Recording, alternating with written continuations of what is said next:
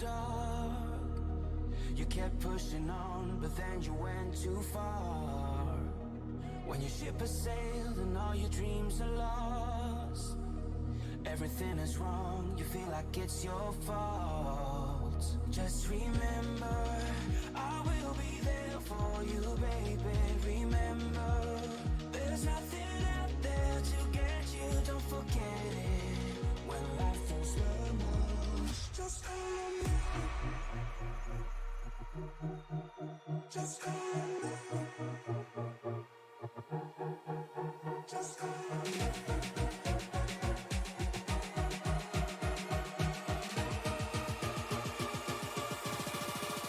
Just call me.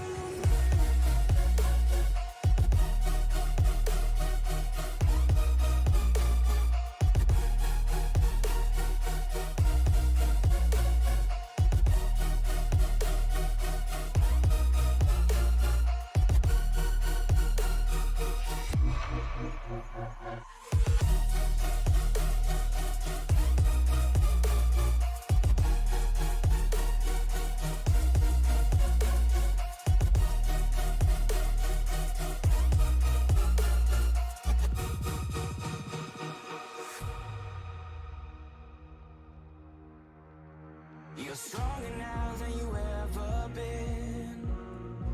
You gotta leave now, it's time to catch the wind. You will climb up high and look through the clouds.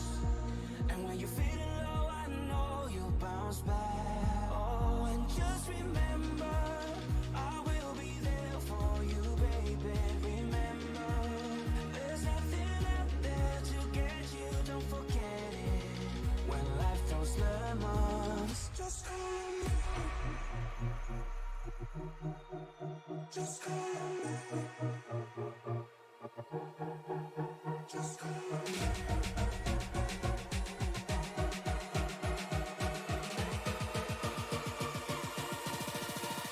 Just call me.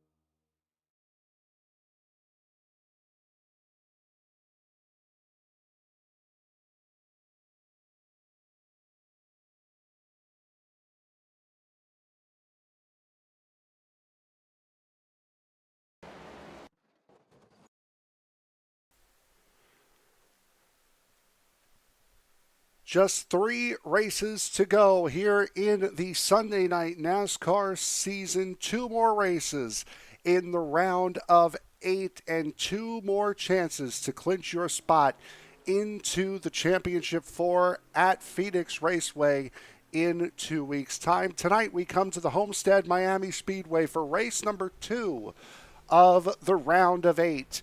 Here for SNN. Good evening, everybody. My name is Frank Marchese. Thank you very much for making us a part of your evening. Just getting into the qualifying session here for what will be 267 laps around the Homestead-Miami Speedway here tonight. As jumping right in to this qualifying session, we'll take a look and see is Raymond Root a little bit slow coming out of turn 4 there.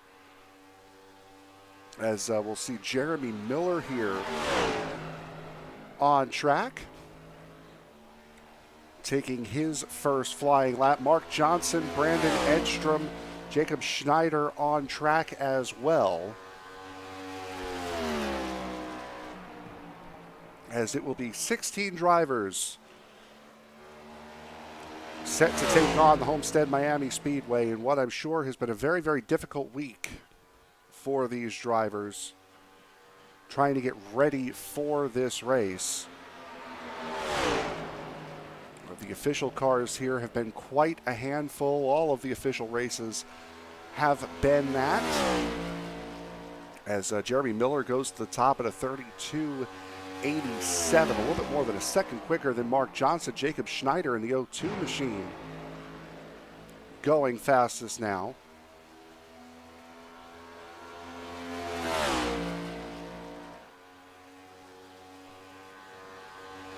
Schneider at a 32.866 on his first lap. Right down to the bottom here in 3 and 4. You're going to see that a lot here tonight, have a feeling.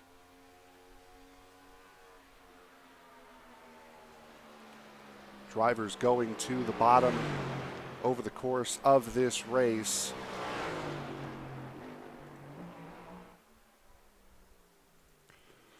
So one second, I think we have a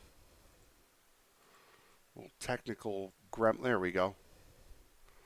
Apologies for that. Little technical gremlin here early on tonight.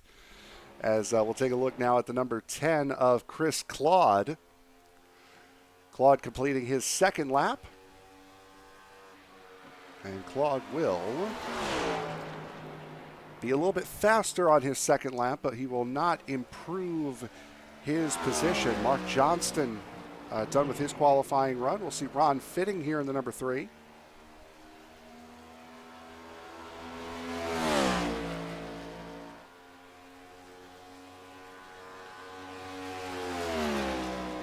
Fitting going through 3 and 4 here. This is on his second lap.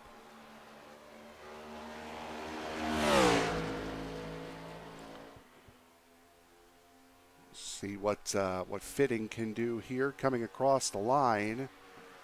And Fitting will go P4. So a solid run for him. As I've had a surprise come my way. I didn't think that this would happen, but it appears as though I have a buddy with me here tonight. Dave Regal is in the booth with me. Dave, you guys all know, of course, very, very well as we see Tanner Marty on his qualifying run. Dave, how was Homestead today? Homestead was fantastic, Frank. Glad to be with you here for a little bit tonight. As got a few minutes as the rest of your SRM team is down here in Miami. Yeah, I know. Oh, boy, trust me, I know. It was. Listen, what an experience that race was today. We were there in section 201, row 48, and Liam, Mike, and Emily, John, all of us were there, and it was just what a race it was to see today. And I expect that you're going to see a lot of that same action tonight here in Sim Racing Media. Fresh invite. Appreciate that. As we... Ooh. I kid. I was invited more times than I can count. And believe me, we would have loved to have you. I know. Trust me. I would have loved to have been there. As Rafael Rodriguez coming by on his first lap right now, just about halfway through this qualifying session here. Ken Ron, Cody Cooley, Rich Jett, and Stephen Herring, the drivers that have yet to set a qualifying time. Steve Wilco has completed both of his qualifying laps. However, he's hit the wall on both of them, invalidating those laps. As Rodriguez has had a strong couple of weeks. As I've seen here, looking through some of the numbers. Yeah, he is a rookie here in SNN Cup Series action, and the last couple of weeks he's had some really good finishes, and I expect a lot of the same tonight, as this is a driver's track. All but one of these drivers will be guaranteed a top 15 finish here tonight, as Rodriguez will go P9. John Wilco, there you see him in the number 62, out on track, still getting some extra practice laps, and a racetrack that has proved as difficult as this one over the last week or so. Certainly want to get as many laps in as you possibly can.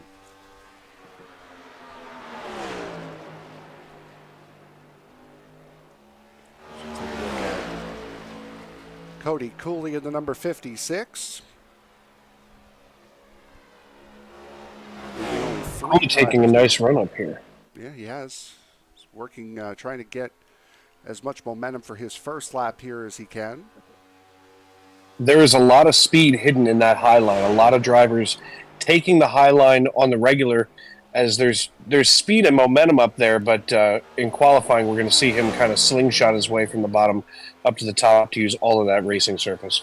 A lot of tire wear up on that outside line as well, which is why you'll see a lot of drivers tonight favoring that bottom line as Cooley floating out towards the wall. We've seen it also all week. We saw it a lot at ISNF last night.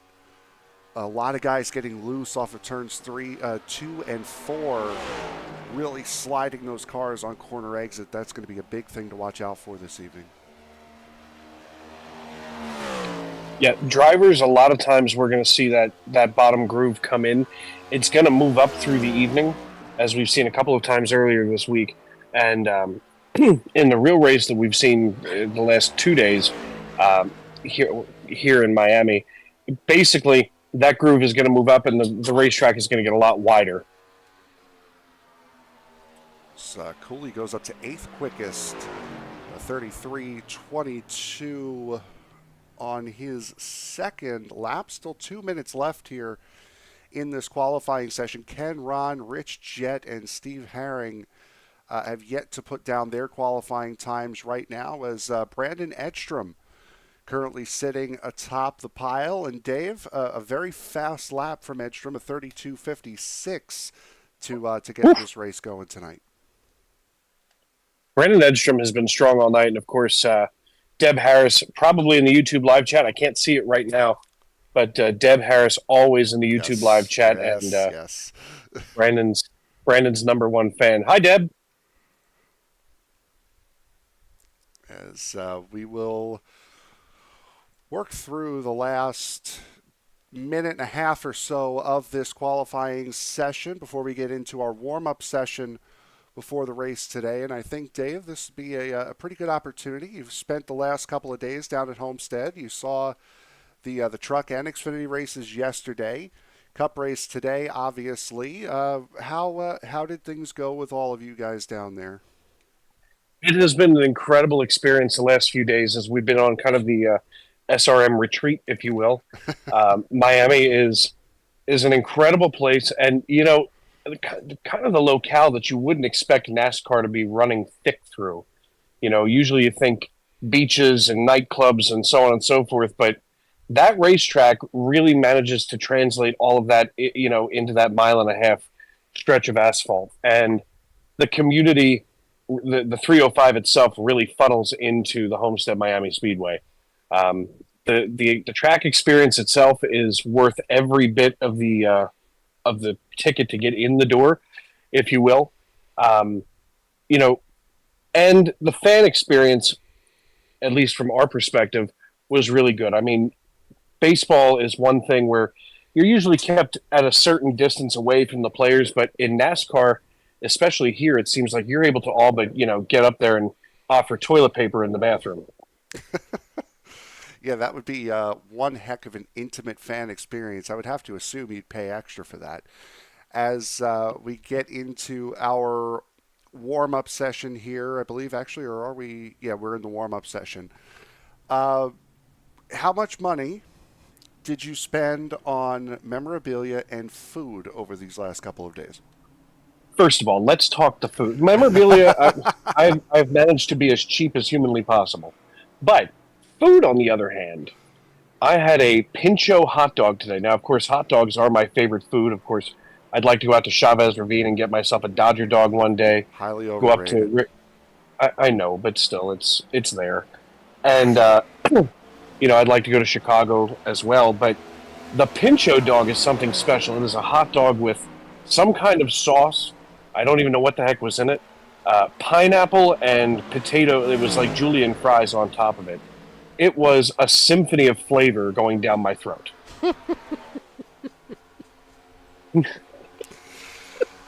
But I mean, we've managed to explore some of the finer foods here. Emily Urias and I, on the first night, stumbled into a Cuban restaurant here in Miami, and I introduced Emily to Cuban pizza, and I, of course, had a Cubano sandwich. which is basically just meat and bread and deliciousness. Yes. Mm-hmm. So if you haven't tried it, I know that you have, but if any of the fans out there haven't tried a Cubano sandwich, don't short yourself. Make sure you get the big one. Yeah, absolutely. You have to go for the big one. But there's no point unless you're going for the big one. Go big or go home. That's what a wise man once told me. Yeah, more or less. We got 3 minutes left to go here. Now, I'm assuming SRM is going to be doing this again. It's kind of become a yearly thing. It's not quite a tradition yet. I think 3 years is when it hits tradition mark. Next year, where have you guys thought or talked about where you guys want to go for next year? I think it's going to be Miami again next year, but that really hasn't been sketched out so far. I'll tell you what, if it was Miami next year, I would be first in line, that's for sure. Of course, Angel is over here putting his arms in the air. He's ready to, bing, bang, boom, come on back down to Miami. It's an incredible experience, and especially for all of us, iRacing itself is a very spread out community, and we've talked about that several times over this weekend, where, we have you in San Diego, Liam in Minnesota, Mike is Wyoming, Angel's in Florida, John is in Michigan, Emily is from Iowa, and I'm from Pennsylvania. And for all of us to be able to get together like one big funnel, or toilet, depends on how you feel, to mingle is incredible. This is what iRacing is about. This is the community that we've always been trying to build. It's not about, oh, he wrecked me, oh, he did this, oh, she did that. It's about getting together and communing around the table of iRacing. Yep, it absolutely is. And I've said it a lot here recently that the best friends that I've had are friends I've never met. Honestly, this group of people here that I've met with SRM over the last 3 years, you guys have been like a family to me, and I felt very, very bad that I couldn't be out there at Homestead. Unfortunately, the wallet did not allow it. But hopefully next year, wherever you guys go, hopefully it's a little further out west that I can maybe drive to. Certainly would be very, very interested in joining next year with you guys. And trust me, we all kind of had that same discussion where we're all the best friends that we've never been able to meet. And, it's something that I think iRacing has been trying to build over the last, 20 years. And I'm sure that we are not the only group of people that do what we've done, but I think we do it better than everybody else. And, if we can get out west, of course, as you and I have discussed on multiple occasions now, I'm trying to Shanghai my dad into a trip to San Diego. Yes. Because, Phillies, baseball, and God's country of 72 and nice. Yeah, just about. The timer on screen, a little inaccurate. We've only got a couple of seconds here before we jump over into the race. But let's focus back on what we've got going on and getting ready for here tonight. Again, middle race in the round of 8. Jacob Schneider with, Alex Murray, by virtue of his win last week, is in. He's not here this evening, so that'll help somebody else definitely give them a chance to clinch their way into the championship for Phoenix. This is a crucial race for a good amount of drivers here today. Absolutely. I mean, a lot of these drivers, especially this stage in the season, I mean, they have worked a lot. The 16 drivers that are here, this is the core group of guys. This isn't the 35 car field that we had at Daytona earlier in the year. Of course, I hung the helmet up myself and several other drivers retiring from the series. But, these drivers, this is your core group. And there's a lot here that we need to pay attention to. Of course, Brandon Edstrom going to be running strong, hot, and heavy the entire race. When he can get into that clean air, he's going to be hitting his marks and not making too many mistakes. And, of course, there's always those ringers hiding back in the field that, a lot of them, I think, it seems, would rather start from the back so that they have some kind of excitement before they get out front. and just start logging laps. Drivers starting to roll off. Let's go to the grid. Unfortunately, the overlay not cooperating with me at the moment. Brandon Edstrom and Ryan Samuelson will make up row number 1. Jacob Schneider and Jeremy Miller will sit in row number 2. Ron Fitting and Raymond Root will make up row number 3. Tanner Marty and Cody Coley in row 4. Rafael Rodriguez and Mark Johnson in row number 5. Now, Dave, you're going to have to help me with this one. Is it Kavaja or Kavaja Holt? That is Kavaja Holt in the 00, and he is quite the driver. So Kavaja Holt and Steve Herring in row number 6. Chris Claude and Rich Jett in row 7. Ken Ron and John Wilco will make up the field here in row number 8. John Wilco, one of those drivers, of course, a McAdoo, Pennsylvania native that we're going to see crawl his way through the field. He's going to be consistent, maybe not like Mr. Consistency Chris Claude is, but Wilco is somebody who you've got to keep an eye on. As the iRacing.com pace car dives down pit road, I'm going to shut up. No, take it away. Ladies and gentlemen, grab some popcorn, call a friend, settle in, because we're green flag racing at Homestead-Miami. Boy, and already a big move down to the inside. As I believe that was the 3, was it the 3 or the 30 of Jeremy Miller, the 30, going right down to the bottom, and a big wiggle by Kavaja Holt. He's going to somehow keep it straight enough and far enough off the racing line to not bring out a caution. What a save. That was the save of the night, that's for sure. He should absolutely punch his frequent shopper card for sure. As he gets it back underway on that back apron there. As we head down into turn 1 and 2 again, you're going to have to help me here. I can't. So that's the 02 of Jeremy Miller leading the field through. Jacob Schneider in the 02. Jacob, I was close. I'm working from a tiny screen here in Miami. Miller with no timing and scoring. Miller and Schneider wasn't as close, unfortunately, as Schneider trying to stay ahead of Brandon Edstrom. We are working on trying to fix whatever's going on with the overlay here. I'm not sure why we've stalled out on the overlay, but we're working on trying to get that fixed. As we see Raymond Root at the back of this little trio, Ryan Samuelson in front of him, Jeremy Miller, there he is in the number 30, the leader of this 3. As guys right now running the bottom here, just trying to settle into a groove, save a little bit of tire, work out how this long run might work out. Yeah, single file, obviously, the pattern early on in the race tonight, as RJ Root from Gloucester, Virginia in the 69. Going to be working pretty hard here. Looks like Chris Claude's running another Wendy's scheme, but RJ Root manages to claw his way through the field and get up to where he is now. Brandon Edstrom taking the high side. We're riding along right now. Help me out here, Frank, as we rub the wall. Yeah, this is RJ on the wall.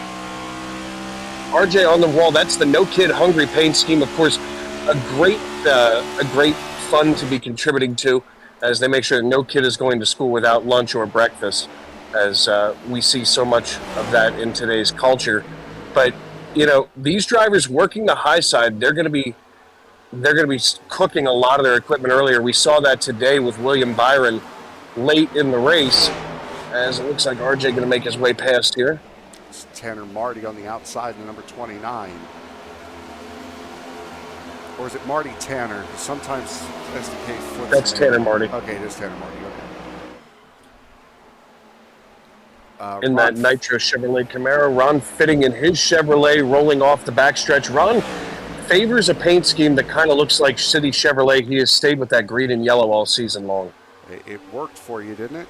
You realized who it was. Cody Coley just behind in that Superflow number 56. Mark Johnson there as well. Then we're getting a little bit of battling. Rich Jett in the 77 looking under Rafael Rodriguez in the number 60. This would be for the final spot inside the top 10. Stage breaks here tonight will be laps 80 and 165. We are currently working on lap 7 at the moment. Yeah, those stages are going to be so important, especially when you've only got a 16-car field. A lot of this field going to start to go single file and spread themselves out.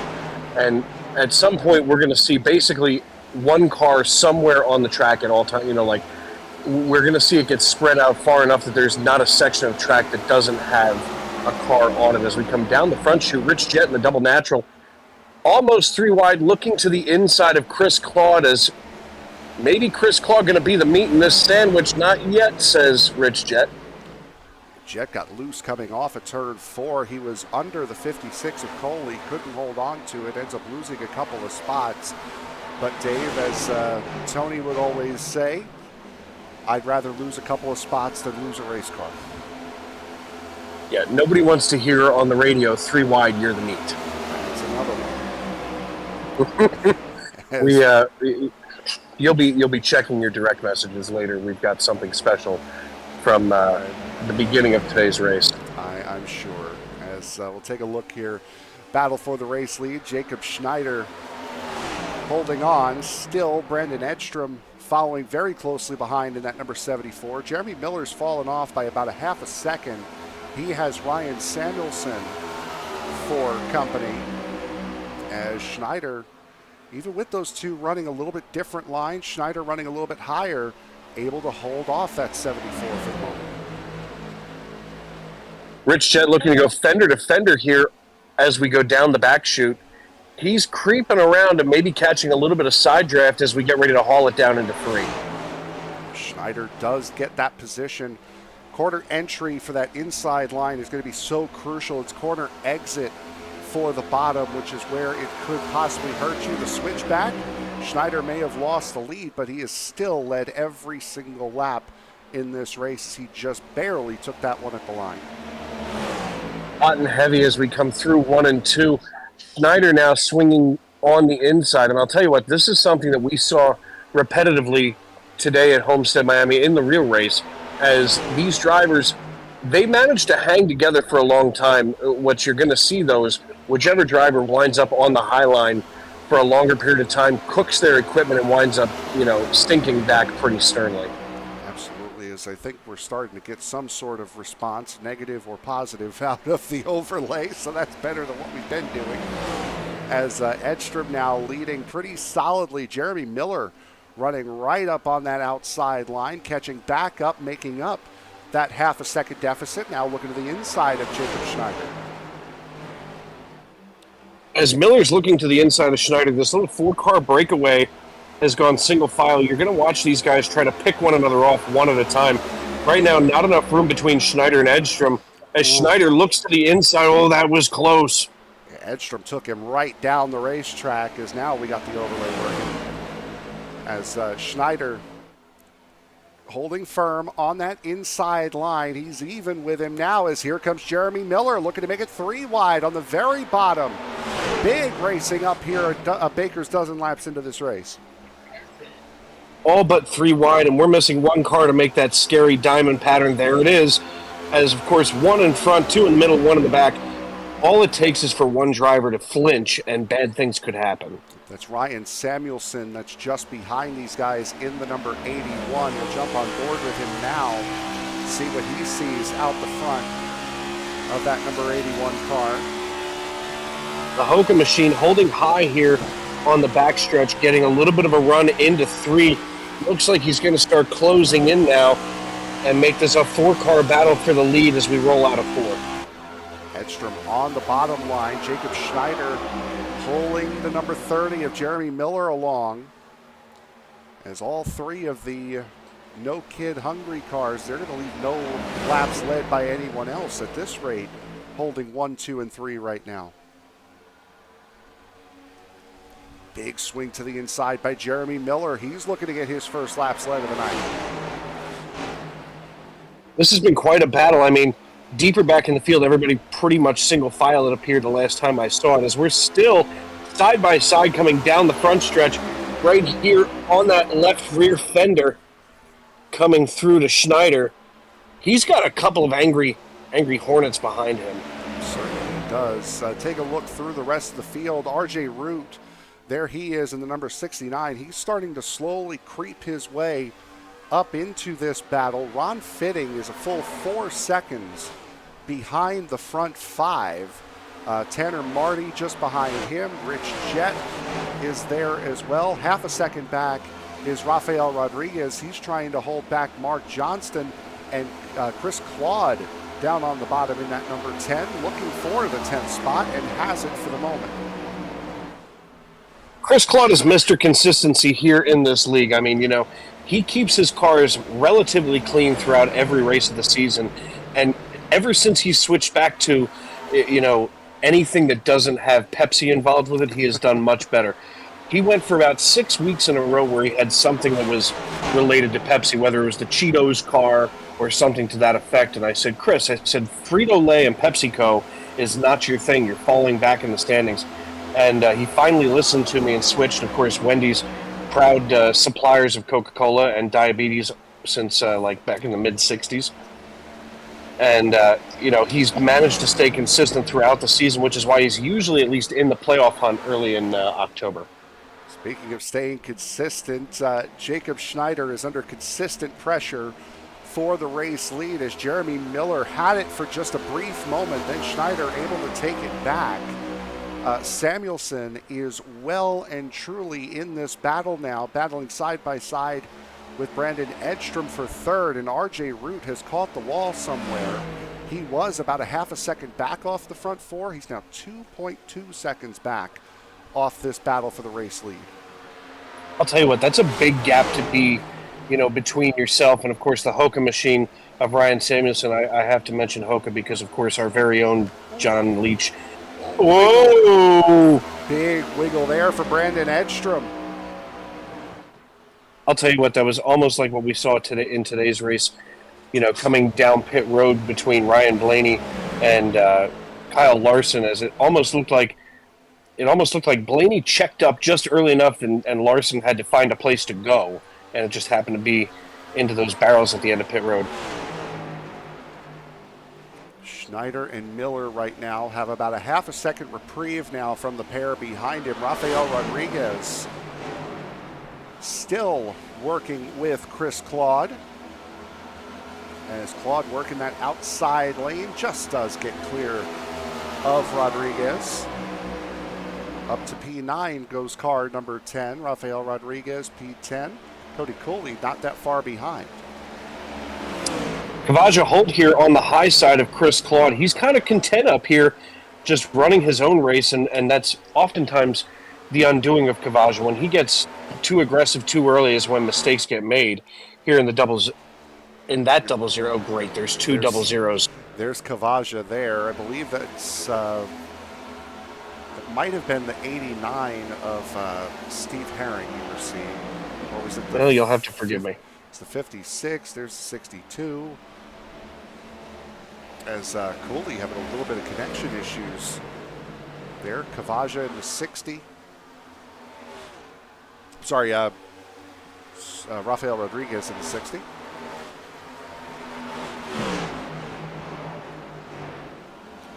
Yeah, there it is. That's the 60. I'm sorry. No, you're good.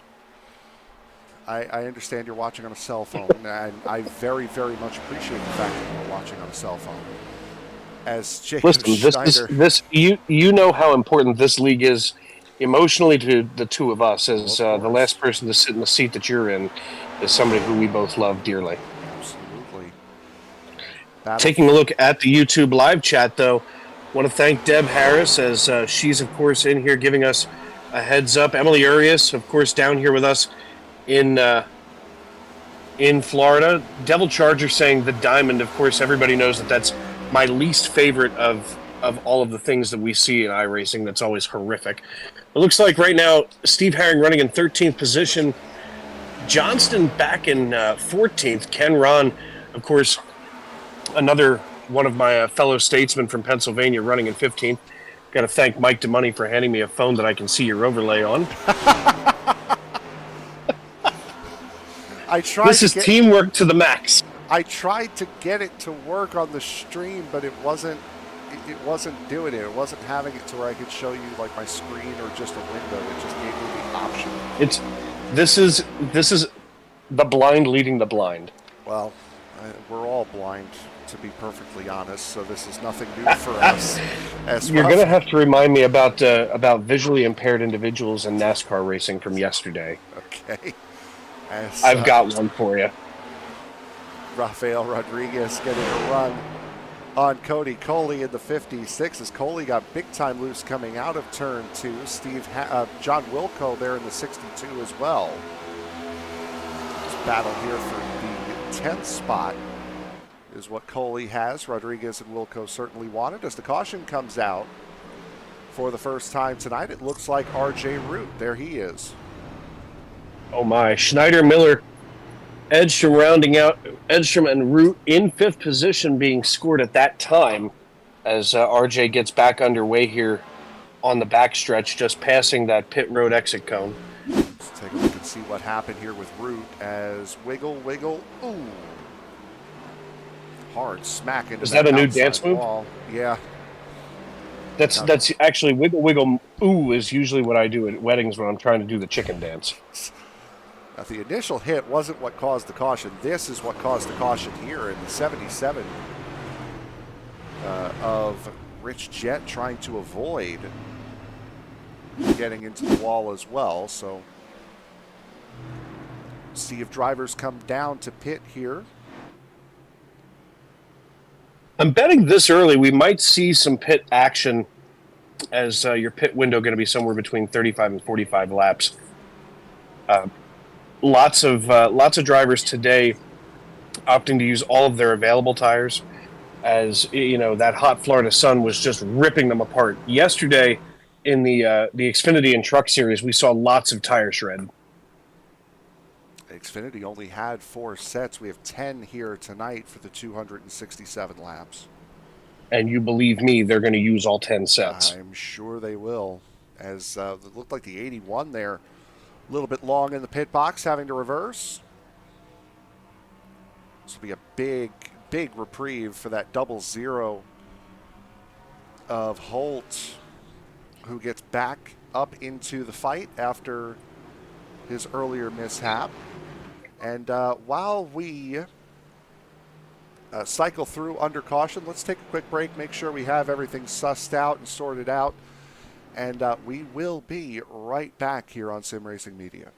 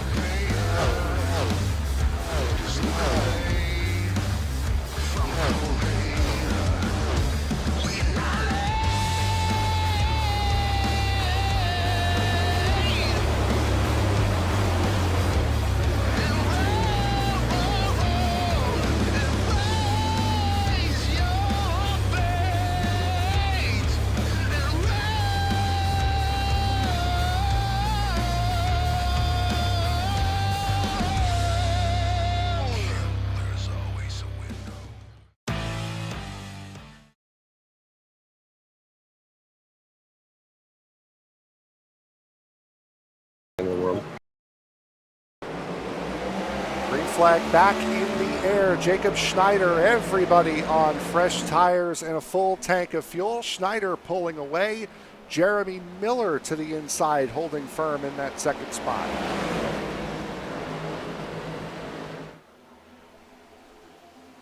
Ooh, that looks like somebody there in the wall. That might be Ken Ron. It is. in the number 33, got high into that wall. Out of turn 2, I'd have to assume a broken right front suspension keeping him up there, staying straight. We're staying green. Yeah, he's definitely sucked up there like glue to him right now, but a battle breaking out again for the lead between these top 4 as Edstrom looking to the inside once again. He's found some speed down there and obviously some cooler asphalt for the grip as he's going to stay on the low side looking to slide in right here to secure P2 for the time being.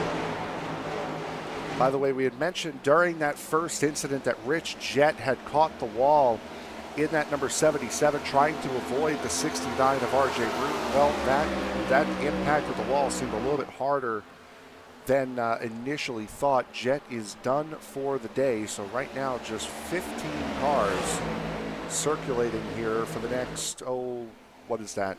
Quick math, 235 laps.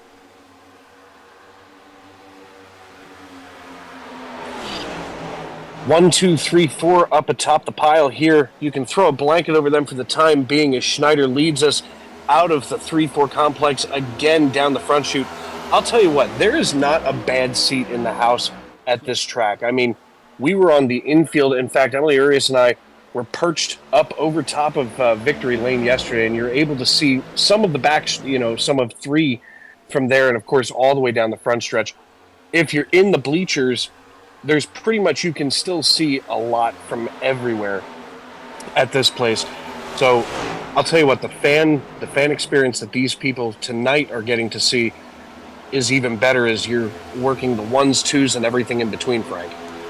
Rafael Rodriguez trying to get that run off of turn 4 against Cody Cooley. Couldn't quite work out. Now Cooley with some connection issues as Mark Johnston trying to hold off Chris Claude. That's a battle to stay in the top 10 as Jacob Schneider still under a lot of pressure up here at the front for Brandon Edstrom once again as Jeremy Miller has fallen between the 74 and the 81. Yeah, right now the 74 trying to hold his own here, and he does with extreme ease. I mean, since his entrance into the SNN Cup Series, he has been a contender every week for the podium as he's now peaking to the inside. They're ready to go fender to fender down the backstretch, and he peeks back against the wall in the No Kid Hungry Ford Mustang as he looks once again maybe to take that run away from Schneider. Schneider, though, has that better defensive line on that outside. A lot of momentum to be found and had up there as Edstrom slots in behind again. You really need to have a good run on that bottom line. It looks like Edstrom has that now, but Schneider able to pinch him down, able to kill that run there in the middle of 1 and 2. 2 by 2, please, as we go down the backstretch once again. I'll tell you what, watching Samuelson kind of lurking back here, he's just waiting for someone to flinch. He's waiting for a mistake, but I'm afraid he's not going to see that anytime soon. He's just going to have to hold his horses, so to speak, and give these guys some room to duke it out. Again, Alex Murray not here. He's the only driver that is clinched into the next round of the playoffs, into the final race of the season. Schneider P2 in points, Edstrom P3, Miller P4. Jeremy Miller, you saw back there, well, actually right there in third. So the top 3 right now currently sitting 2, 3, 4 in the point standings as they run. And this is the best time of year for all sports. I know that we've talked about it before on the air. Baseball playoffs in full swing. Of course, the Philadelphia Phillies making their run for another pennant in the National League. Football getting into the meat of their system. And, of course, NASCAR in playoff mode as, here we are in race number 2 of this round of 8 rolling through Homestead-Miami. A little bit of contact between the 02 and the 74 as Edstrom was not allowing the 02 of Schneider to pinch him down anymore, moves him out a little bit, and now Schneider will run up against the wall. Edstrom looks as though he's going to take that race lead, but again, the momentum off the outside line for the 02 is going to be big coming out of 2. Down the back, he's already gotten past him. Schneider might have been better off just hanging out and maybe cooling those tires off because he's got a long way left here in stage 1 as we come down the front stretch. Frank, I'm going to need to know what lap we're on because I just lost that again. Just starting lap 40 here at Homestead-Miami Speedway. So we are halfway through this first stage. Again, stage breaks here tonight will be at laps 80 and 165. So I'll have a little bit less than 100 laps to the finish. A little bit more than 100 laps. We're 267. You'll have 102 laps in stage 3. But you count the caution laps in the stage, so you probably go green. Oh. To go. So as Schneider, Edstrom, Miller, Samuelson again still running nose to tail. Tanner Marty battling with Ron Fitting. This is for 5th position. About 3 seconds adrift of the top 4. Rafael Rodriguez trying to stick his nose in this battle as well. One of Fitting's best performances so far here in stage 1, as Fitting has gotten bit with bad luck several times this season as he's holding his own here, battling it out. And I mean, you know, you like to see that, especially on a night where we have a smaller field like we do here, you know, where Ron Fitting, who's always there, he's always competing, you know, just bad things happen to him when he's not being aggressive. It's the 20th start of the season for the number 3 car. Best finish of 9th twice at Pocono and at North Wilkesboro. He was impressive at Pocono, and North Wilkesboro was just an absolute clinic that everybody was running. They figured out the short track secret here on iRacing, and you know, a lot of the drivers that we were able to cross paths with this season, of course, subscribers to the iRacing service, and what a respected community we have. Absolutely. We've seen several drivers come from this community, including one driver that most likely is about to point his way into the championship for William Byron. I'll tell you what, Byron ran a strong race this afternoon, but faded toward the end of today's Cup race at what had to have been the least convenient time. So I said with about 15 laps to go, I wrote in the Discord, I said, if Byron wins this race, you guys are going to Phoenix without a doubt. So that's I don't make those rules. That's just the way it is. We're more than happy to oblige. Brandon Edstrom has gotten into the race lead. I'll tell you what, Edstrom is going to be my favorite to win this race tonight, as at least my early pick. He's a smart driver. He's always out here, you know, kind of calculating one step ahead. It's like playing chess for him. And he's surgical in every move that he makes on the racetrack. We're going to see him, you know, lead for a little bit, maybe drop back for a period of time, but he will be there at the end, and I guarantee at least a podium finish, if not capturing this checkered flag. Edstrom was able to capture the checkered flag in the middle race of the round of 12 at Talladega. As now out in front, getting about as close to the wall as you possibly can as we go 3 wide through 1 and 2.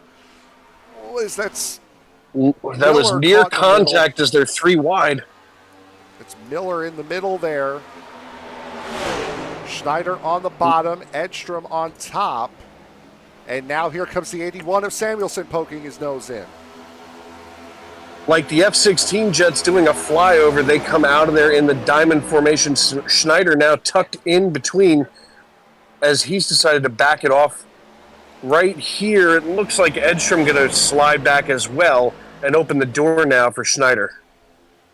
Jeremy Miller into the race lead. You saw down there on the bottom, Ken Ron back out onto the racetrack. Kavaja Hull just had a moment. We'll take a look and see what happened to the 00. This is going into turn 3. This looks all good here. I think he's going to snap loose coming off of 4. Yep, there it is. And this time, not quite able to save it. Oh. Just bouncing into that safer barrier as he just bounces out and toes. Again, off the racing line and was able to tow quick enough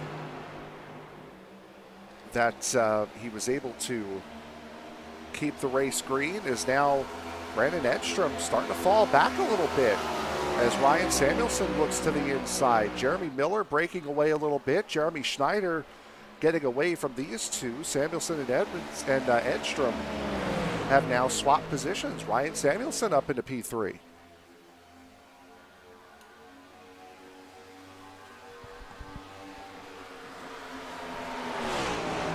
Well, Frank, I've been informed by our chief cook and bottle washer here with Sim Racing Media that it's time for me to bow out gracefully here and of course leave you to it. I'm sorry, but I mean, Frank, there's a buffet involved, and it says all you can eat, which I take as a challenge accepted. Yeah, it's all right. Fair enough. Frank, we love you, we miss you, and we wish you were here, but have a good rest of the race. Good luck to all of these drivers in the Sunday Night NASCAR Cup Series. I will see all of you on Tuesday night for the Jackdown Simulators and Esports iRacing.com Truck Series. Thank you, sir. Easy for you to say. Have a good one, bud. And with that, we will take a moment, reset, break here. Just about 30 laps to go here in stage number 1. Jeremy Miller leads the way here at Homestead-Miami Speedway. We'll be back right after this.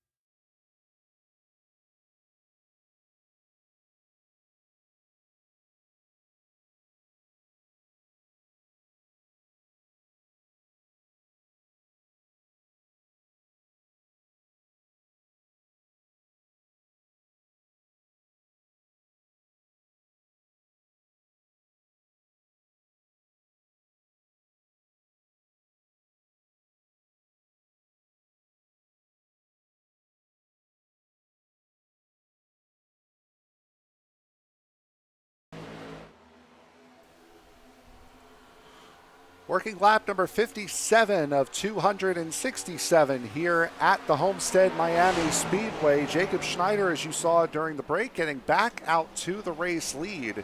Jeremy Miller, Ryan Samuelson now running in second and third. Brandon Edstrom has fallen off the top trio. He's about 1.8 seconds behind. That's the bad news. The good news is he's got about 7 seconds before he starts fiddling around in this battle here. Tanner Marty, Ron Fitting, and Rafael Rodriguez running here in this little trio. Chris Claude just off the back of it.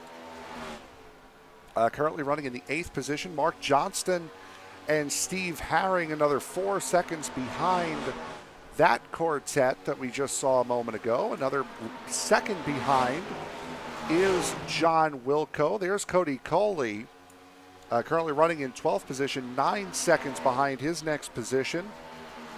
Raymond Root, or RJ Root, there he is back out on the racetrack after his earlier incident. Kavaja Holt has been down pit road for the better part of the last 7.5 minutes now. Ken Ron and Rich Jett both done for the night. So 14 cars officially still running in this race, possibly 13, as we continue on here with 20 laps to go before we hit the end of stage 1. Apologies for the breaks here that we've had early on, trying to get the coordination with Dave coming in, a couple of technical gremlins on my end, as trying to get those sorted out the best we can to provide you guys the best show that we possibly can. As Ron Fitting losing out on a position to Rafael Rodriguez. Tanner Marty right now currently occupying the 5th position at the front of this train, as Ron Fitting trying to stay ahead of that number 10 of Chris Claude. Will ride on board with the Wendy's Toyota, as Claude running that inside line. We've seen a lot of drivers favor that inside line all throughout the week here. That has more or less been the line to run to try to save those tires. It seems a little counterintuitive to turn the car more to save the tire, but with how long you're off throttle while you're doing that is where the magic comes in. Up front now, starting to spread out. Jacob Schneider, 3/4 of a second ahead of Jeremy Miller. There's the gap between first and second. Miller has pulled out 1.3 seconds on Ryan Samuelson. Edstrom has now fallen back to 2.5 seconds before you get back to this battle here, which is close, but not close enough for anyone to make a move at this point. Take a look a little bit further back. This is a battle for the 10th position. Mark Johnston, Steve Herring. Herring in the 89, Johnston in the 80. Herring on the inside.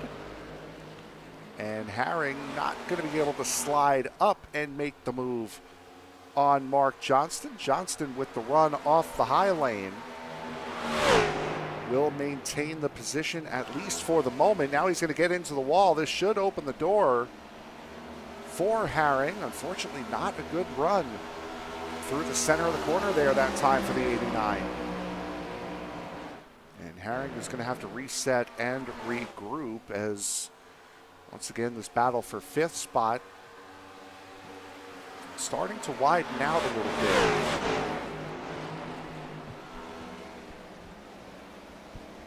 As Marty starting to pull away from Rafael Rodriguez.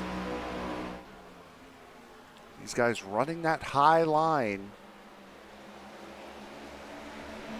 As far as tire fall off, these guys are about a second slower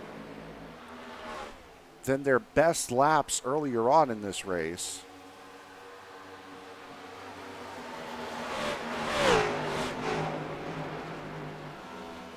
And again, these guys all came down to pit on lap 27 as Marty gets in the wall through 3 and 4. That's going to open up the door for Rafael Rodriguez to get back into the fray. Rodriguez not quite ready to look to that inside.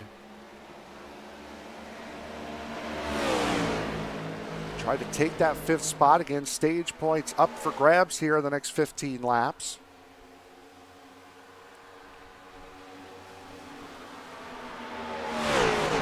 Here will be your closest battle on track as the race for the lead has spread out to over 1.4 seconds. Legal there from Rafael Rodriguez.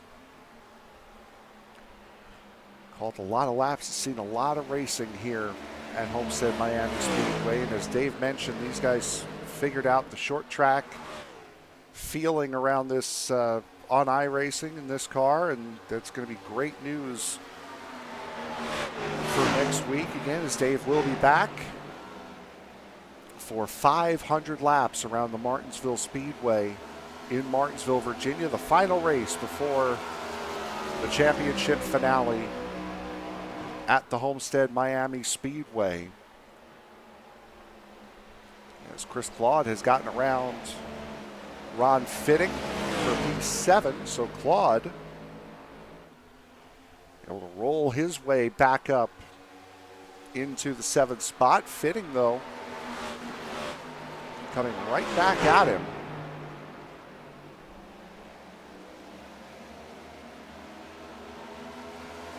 It may seem a little bit dull, to be perfectly honest. Watching these guys as far away as they are, not really putting too many moves on each other, not really getting close enough to be able to race, but I promise you, in these cars, these guys are fighting for their lives.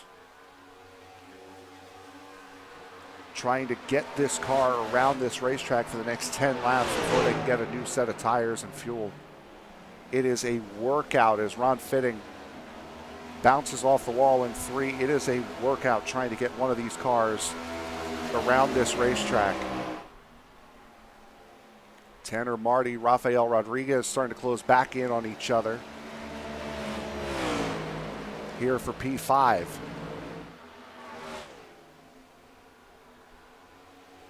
See up on top there, Steve Herring has gotten around Mark Johnston in the 80. Cody Cooley has caught back up to this group. Remember, he was a good 5 or 6 seconds back off of this pair. He is now caught back up as leaders are starting to make their way to the back of the field. Raymond Root has gone another lap down.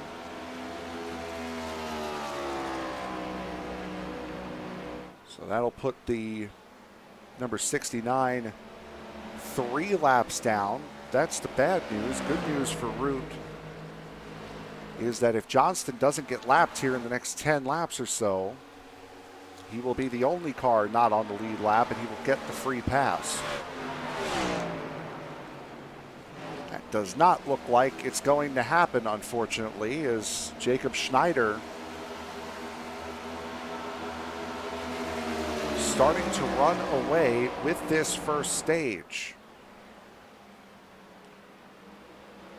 Schneider 1.7 seconds clear of Jeremy Miller. Now just put Mark Johnston a lap down. Steve Herring is next. There's Herring in the 89.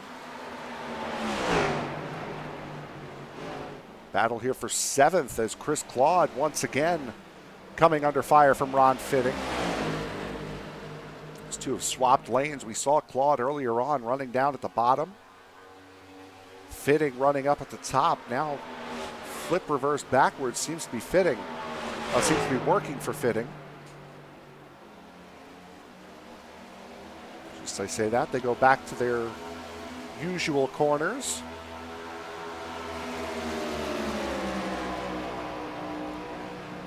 So we have 5 laps to go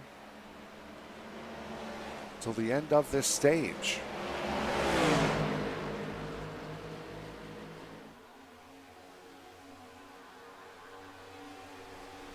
Side by side, a great run out of that corner for Fitting. Claude's going to get the run going in, but will he be able to keep that momentum up on corner exits?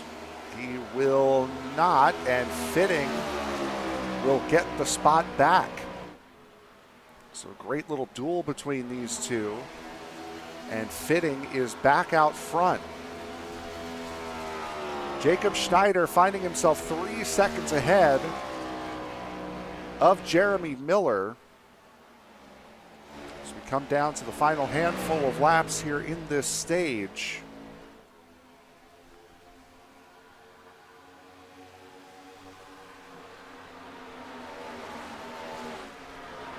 All these drivers coming in again back on lap 27 under the one and only caution that we've had thus far here tonight. Battle just ahead of Jacob Schneider on track. This between Cody Cooley and John Wilco. As Wilco will fall into the 10th position. His tires look like they have completely gone away on that number 62.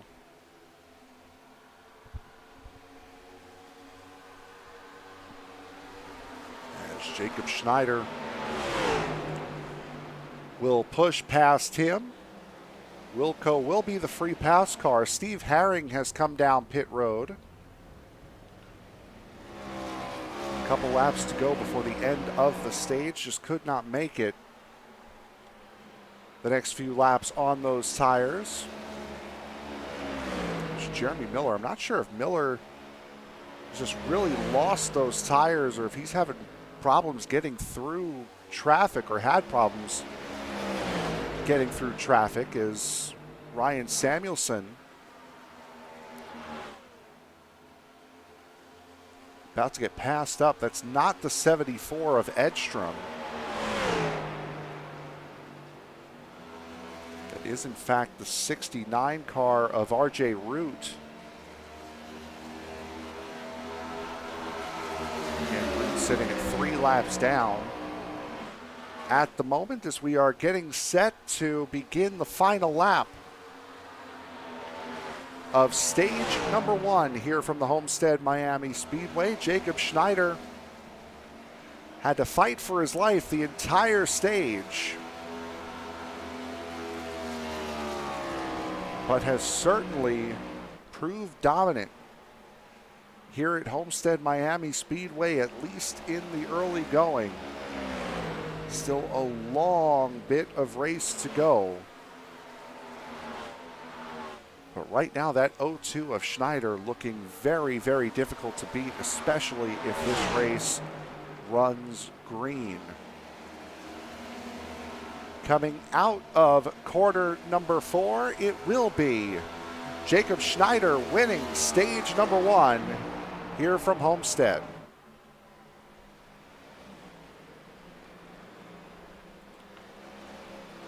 Waiting for the remainder of the top 10 to pass on through before the caution comes out. This is a battle for that 7th spot between Ron Fitting and Chris Claude. Fitting trying to hold on the outside. Claude trying to get the spot. Caution comes out now. Claude was just ahead. And that is where the stage will end. Jacob Schneider, your stage winner, will be back at Homestead in just a moment.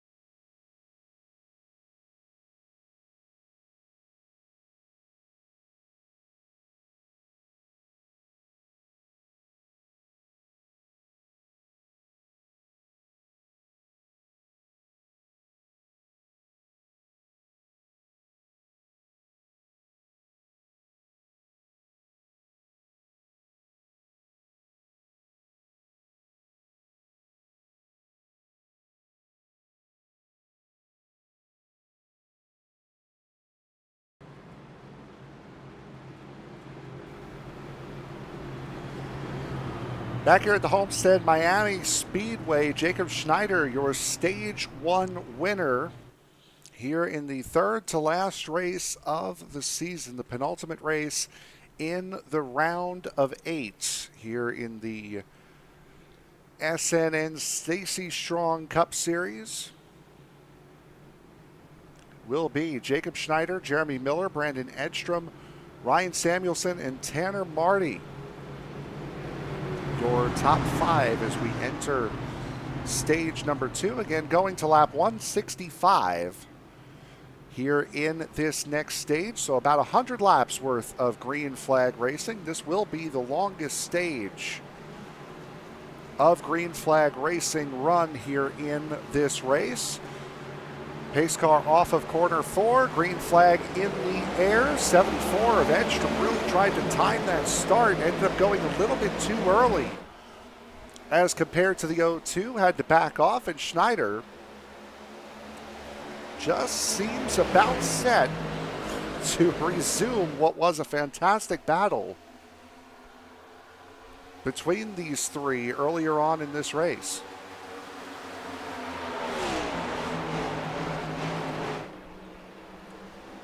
Edstrom up into P2. And once again, we saw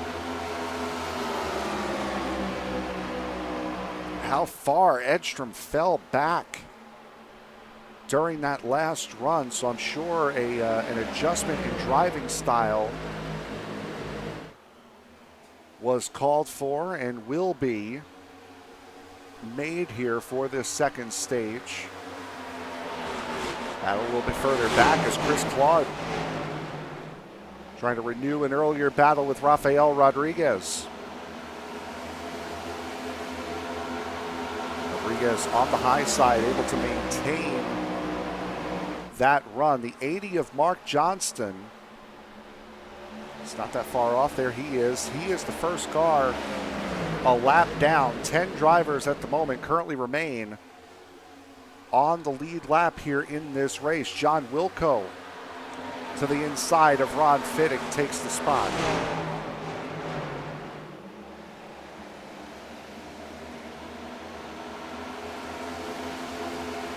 That moves Wilco up to P8. Rodriguez trying to continue his attack on Tanner Marty in the 29 that he had at the end of the first stage.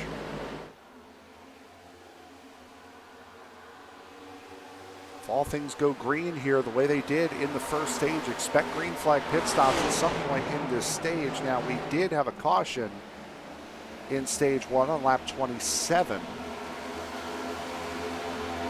But we were nearing the end of the fuel and tire run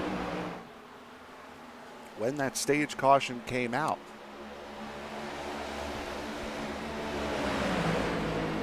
And again, with this stage being as long as it is,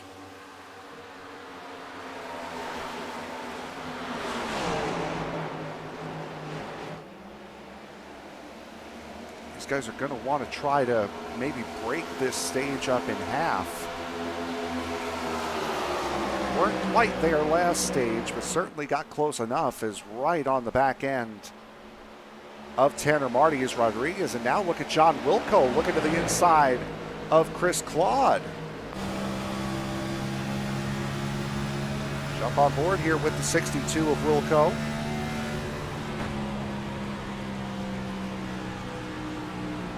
Wilco showing some pace in that number 62 car that we may not have saw at the end of the first stage. Everything's still status quo up front. Jacob Schneider out in the race lead.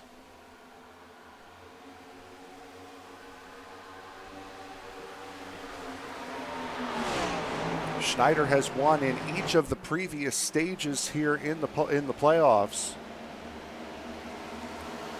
Won the final race of the round of 16 at Bristol. And then took the first race at Texas in the round of 12. Schneider looking to keep that streak alive.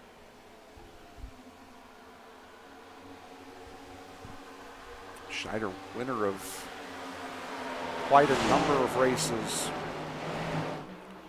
towards the back end of this season. Won at the Indianapolis Road Course as well. In his first win of the year back on July 30th at Richmond. In the Coke Out 400. Before that, though, unable to find victory lane was the driver of that 02.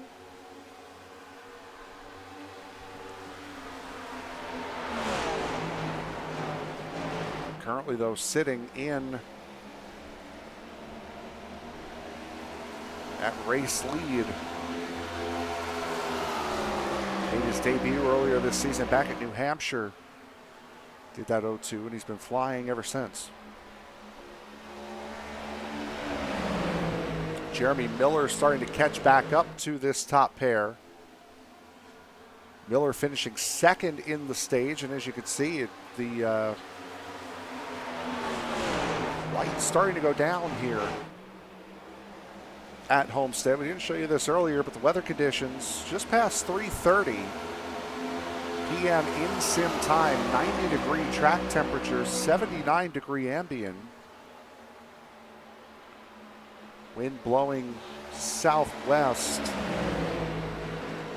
about 8 or 9 miles an hour. That would be a crosswind going into turn 1.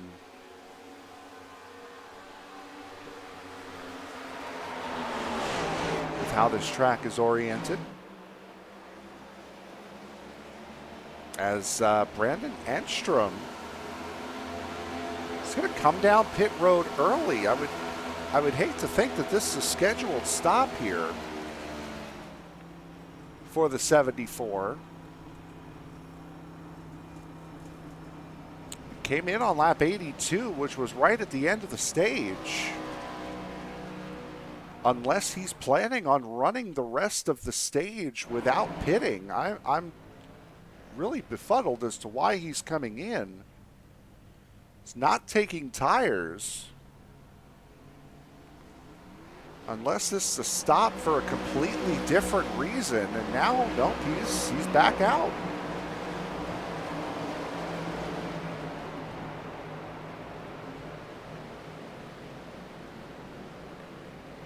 I mean, I would have to assume that we just didn't see the tire change, because that was the amount of time he would be in there for a tire stop. It was only a 15-second stop, which would mean 4 tires and fuel, but they haven't used that much fuel. Unless he didn't get the car full during the stage caution, which is always a possibility, especially if you're using the crew chief app, or if you didn't change your settings in iRacing. It's certainly a possibility that he didn't get the car full. As Rafael Rodriguez still holding back Chris Claude and John Wilco.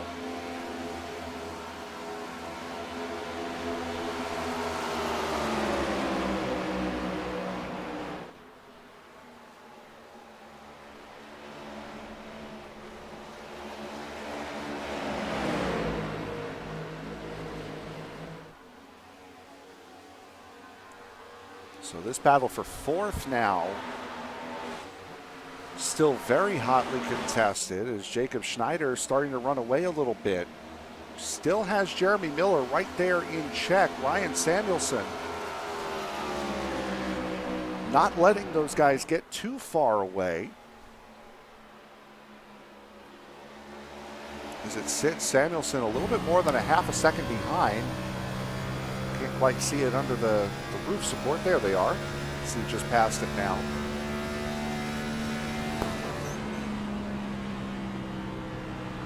Very interesting that Samuelson was already running in 4th gear at the moment.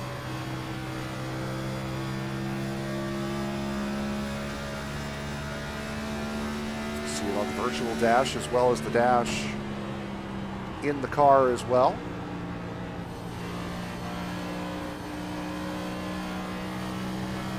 far as lap time gear and RPM, that does show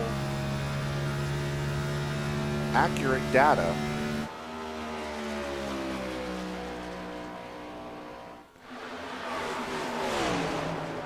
Nothing much has changed here in this little battle. Tanner Marty, Rafael Rodriguez, Chris Claude, John Wilco still all here battling for fourth.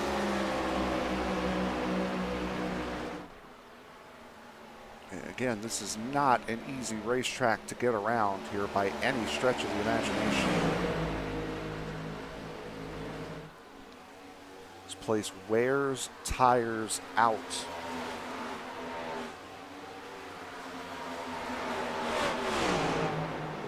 We've had a lot of races here at Homestead this week. I know the Moonshiners Cup Series was here on Wednesday. Ran 200 laps here.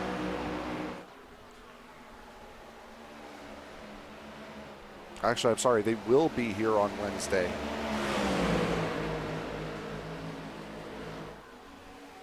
ISNF was here last night. Racers Elite was here all week.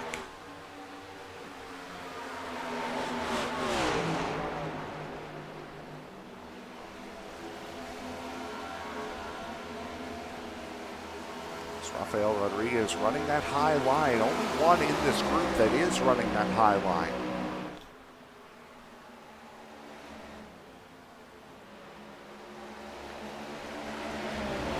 As Tanner Marty starting to run away a little bit in that number 29. Jeremy Miller still keeping Jacob Schneider honest. Here in the top three.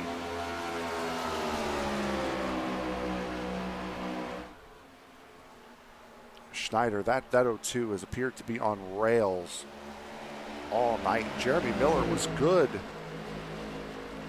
right up until about the halfway point of that first run. Then started to fall off, as did Ryan Sanderson, who just now has dropped to just outside of a second of the top pair. There you see this big battle now for the fourth position as Rodriguez has closed right back up on Marty, and now Chris Claude looking to try to take advantage on that inside line. Claude, that inside line, again, is so good on corner entry, but just doesn't have it on exit. As Marty trying to take air off that front end of the 60 of Rafael Rodriguez.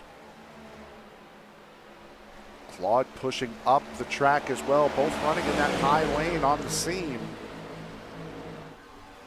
John Wilco sitting there mimicking the line.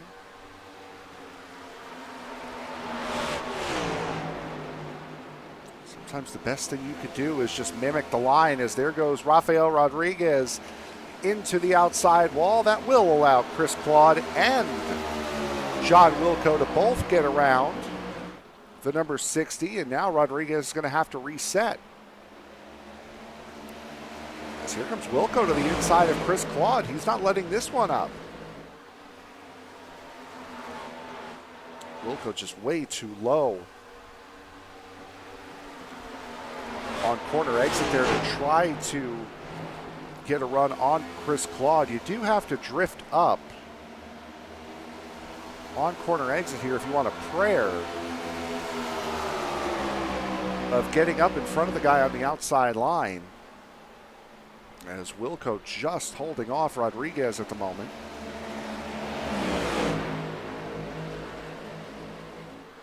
And Wilco will not be able to hold off Rodriguez. They're still side by side here.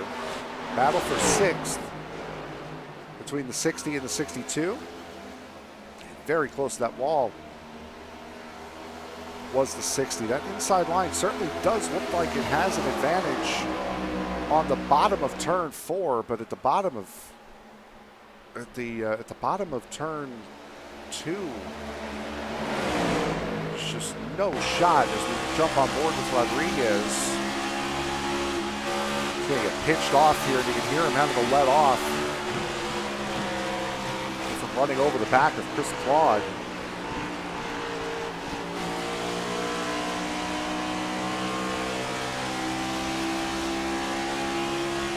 Right on board here with Rodriguez for a moment. Hear how much he's playing with the throttle.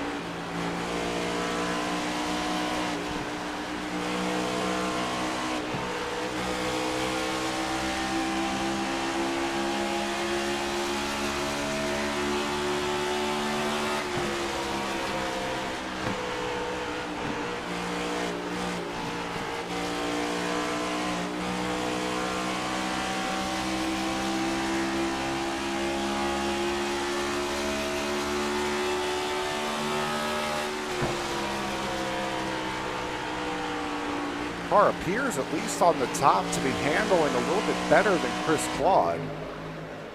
As you saw the 74, Brandon Edstrom get past these guys. Again, Edstrom came in on lap 96. So he is on 14-lap fresher tires, and now the question is going to be, is Edstrom in a position right now where he's going to try to run the rest of this stage out without having to come into pit again? Up at the front, it's been pretty standard operating here. Jacob Schneider still out front. There's the gap between the top 3. Very comparable distances between first and second and third. Jeremy Miller still second. Ryan Samuelson still third. It's how these 3 finished up stage 1 with Schneider taking the win.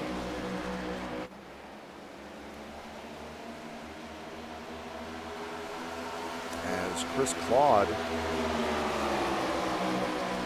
trying to hunt down Tanner Marty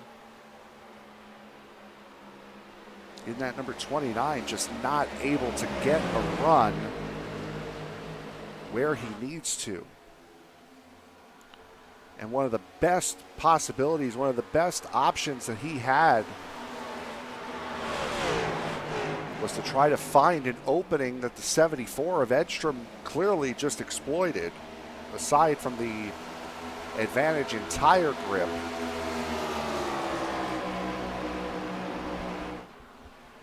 And use that maybe to try to sneak in behind the 29, and Claude was not able to do it.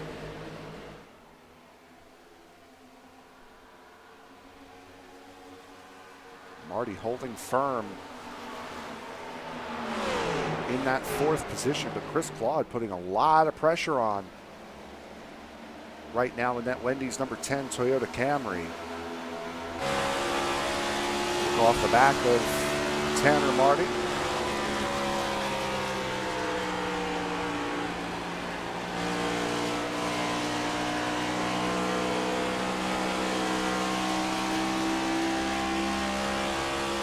Just able to get through the center of the corner so much better than that number 10. At least through turns 1 and 2, that's what it appeared.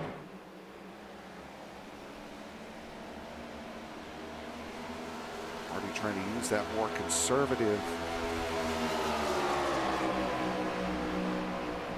conservative inside line. Now goes up to the outside. Here comes Chris Claude using that inside line to attack here as they're side by side for 4th.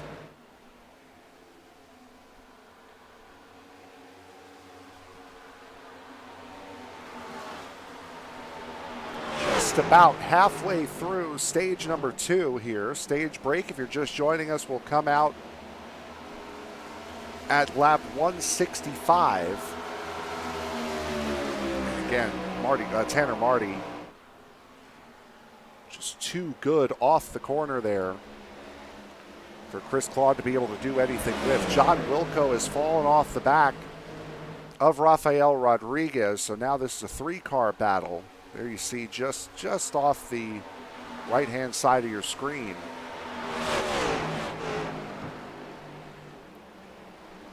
As getting into the wall a little bit there was the 29 of Marty.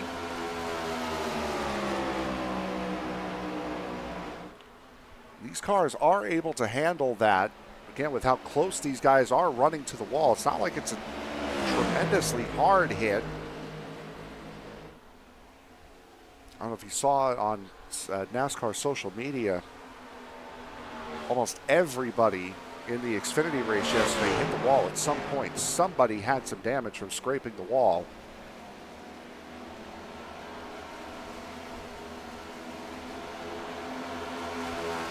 During yesterday's Xfinity race. Is everything holding quite firm here at the moment? The question now will become, when are the pit stops going to come? Everyone came in last on lap 82 under that stage brake caution. John Wilco came in on lap 63.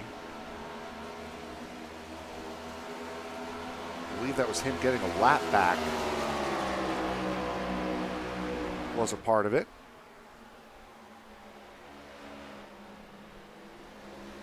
Again, Brandon Edstrom, there you see him in the 74. Came in, a surprising call, came in 14 laps into the stage.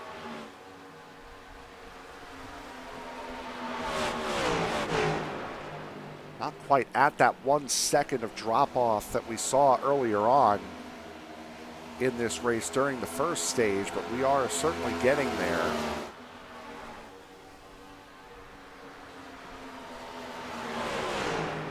Lap times as Tanner Marty a little bit quicker that lap than Chris Claude.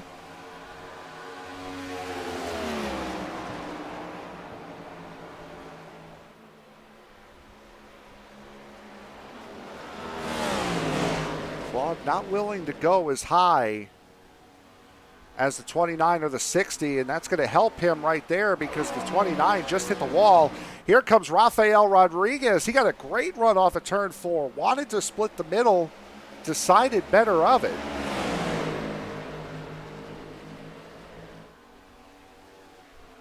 As insert Rafael Rodriguez right back into this battle.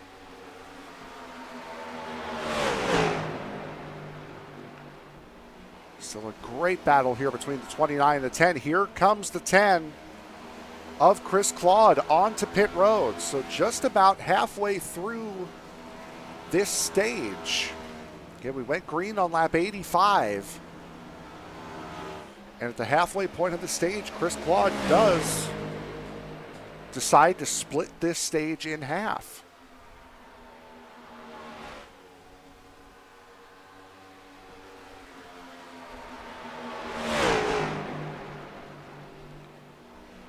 Top pair, Jacob Schneider, Jeremy Miller separated now by 1.5 seconds. Further 2 seconds back to Ryan Samuelson. And then off of third place, these two find themselves 14.5 seconds adrift of Ryan Samuelson, which shows you the gap in pace that these drivers have in this race. This is a very difficult oval to get around with some high level of competency.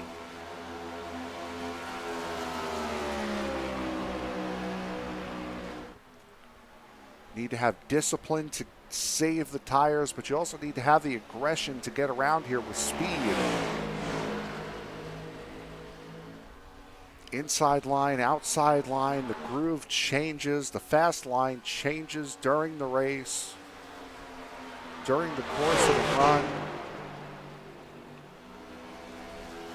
This is not an easy place to get around. A lot of these guys are proving here tonight. Again, just to bring you back up to date, Rich Jett only going 25 laps here tonight. We saw him catch the wall. He was a part of the only caution that we've had here for incident tonight. The main portion of that caution being the 69 of RJ Root hitting the turn 4 wall. going down the front straightaway and then hitting the turn 1 wall. Before bringing out again the only caution for incident that we've had tonight. Rich Jett trying to avoid running into the side of the 69, ended up hitting the wall himself. Ken Ron, we saw him on the restart after that caution. He got up into the outside wall. That was his night done after 35 circulations. And Kavaja Holt done after 45 as the 29 of Marty gets up into that turn 4 wall, and right around goes Rafael Rodriguez. That was the opening he was waiting for, found it and took it. John Wilco into the pits, Ron Fitting into the pits as well.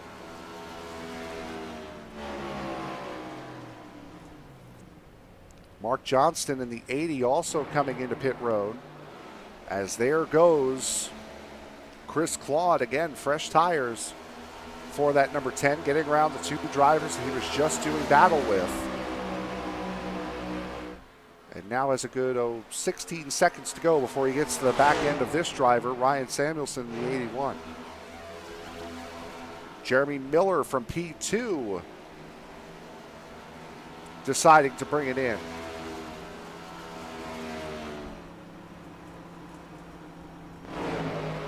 Interesting to see how and when Jacob Schneider decides to respond here.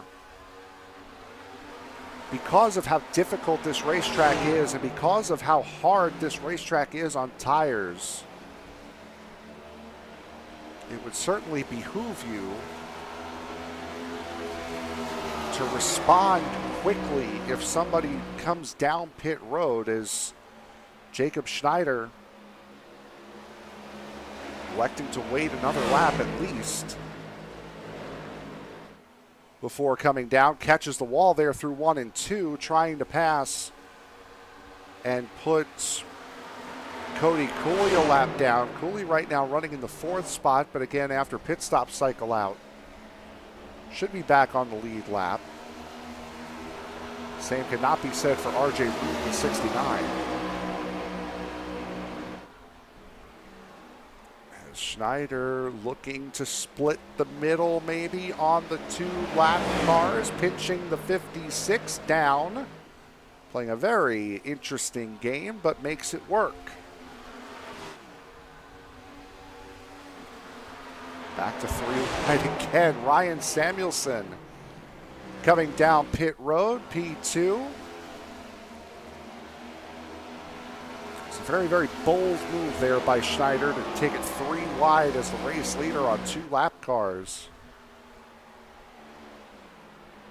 Fortune favors the bold, and he was very fortunate there as we've gotten past the halfway point here in this race. There'll be 30 laps to go when Schneider crosses the line here in the stage.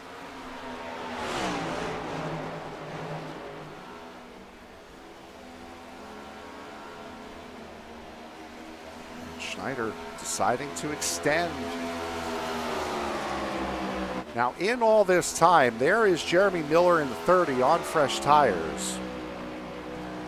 In all this time that Schneider is staying out, Jeremy Miller is catching by about 6 to 7 tenths a lap on Jeremy Schneider.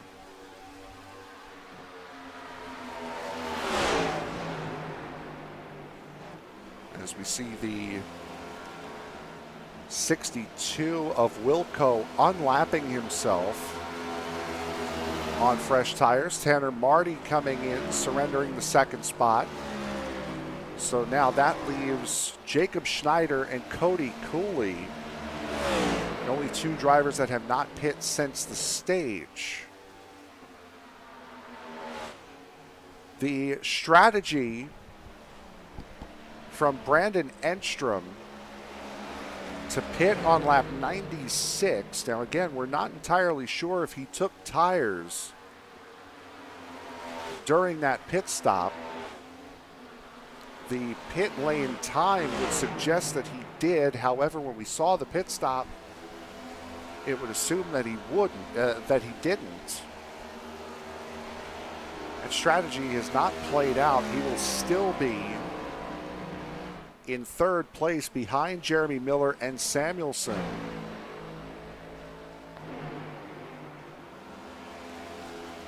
Even if he doesn't come in, he's behind them right now. Has about 3.5 seconds to Chris Claude, who is catching him by about a half a second a lap. So Claude will certainly have the time to catch and pass Edstrom before the stage is over. If Edstrom does try to stick it out the rest of the way. Still waiting on Jacob Schneider to come down pit road, and Schneider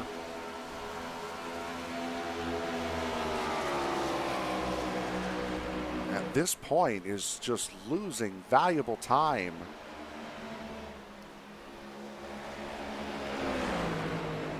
To Jeremy Miller. There is Miller, not that far behind. He's only about a second behind on track to Jacob Schneider. Cody Cooley is for position right now for that number 30.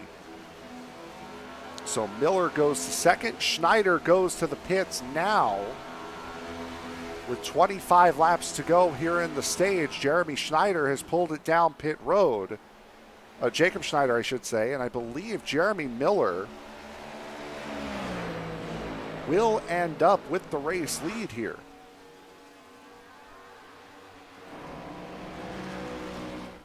Look on the track map, that number 30 in purple coming through 3 and 4 right now.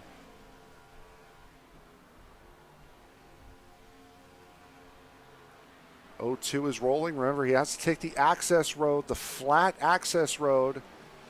And yep, Jeremy Miller, there he goes. Jeremy Miller into the lead of the race. Cody Cooley will take the second spot, possibly, but no, doesn't look like it. As I believe Cooley's going to come down pit road now.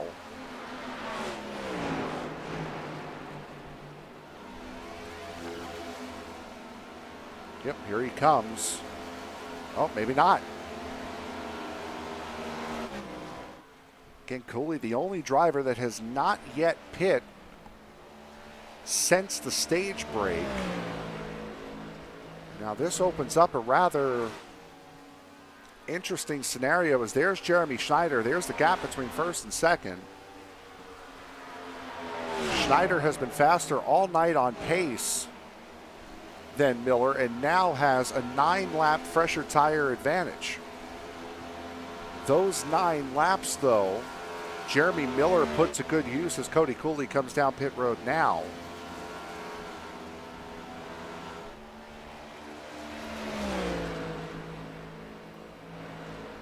Miller put those 9 laps to good use, as that got him from about 2.5 seconds behind Schneider to 2 seconds ahead of him.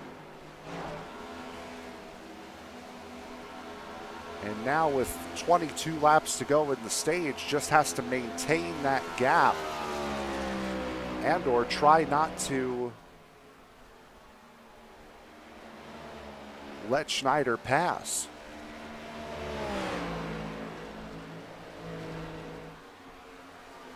Here's the pit strategy again for the drivers in the top 5. Schneider coming in on lap 140. And again, that very intriguing decision from Brandon Edstrom to come down pit road on lap 96, as he has now just been caught and passed by Chris Claude for 4th.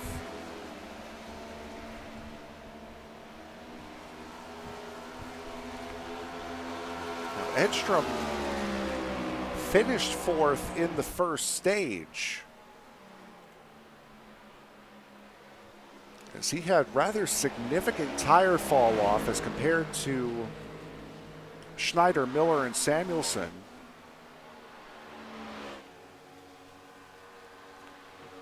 So unless he was thinking, I want to try to do something different,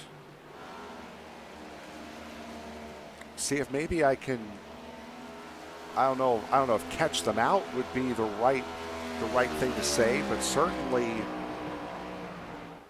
do something different to possibly catch them off. It has not worked, as I would have to assume, especially by looking at the lap times, that Edstrom didn't take tires on that pit stop. So maybe what we saw was absolutely correct, that he did not take tires in that number 74 on lap 96.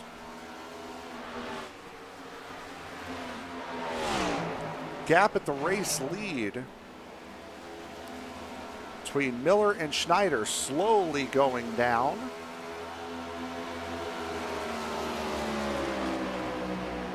We've seen Miller tonight have that short run pace. It's able to match Schneider's, just that once this race goes green for a significant amount of laps, Schneider just appears to be untouchable here tonight. Still not quite within that 1 second mark. Now he is. As Miller puts Wilco a lap down again. Wilco running in 8th, the first car 1 lap down. Again, 3 retirements here in this race. Rich Jett, Ken Ron, and Kavaja Holt. The only 3 drivers of the 16 that participated here tonight that are no longer circulating this racetrack.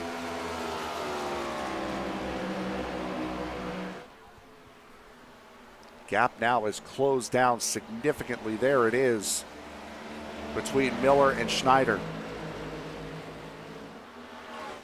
I'm not sure how Miller intends on keeping this lead.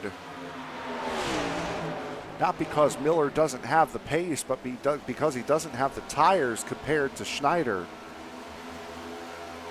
Came in 9 laps after him, and even 5 laps is a big difference around a track like Homestead. And Schneider on the inside makes it look easy for the moment. Comes up, tries to cut off the run. Miller doesn't really have much of a run to speak of. And with 15 laps to go here in this stage, Jacob Schneider, the man who has dominated this race, has led the most laps, started second. Winner of stage 1 is back out in front.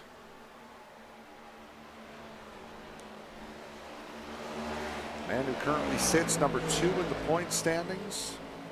4 wins this season. 3 second place finishes. 11 top 10s.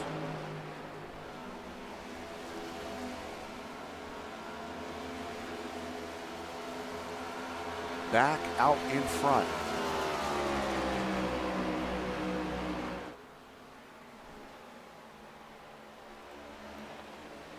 Overall, a solid points day so far for Jeremy Miller. Now, there's still a lot that can happen here. We still have over 100 laps to go in this race.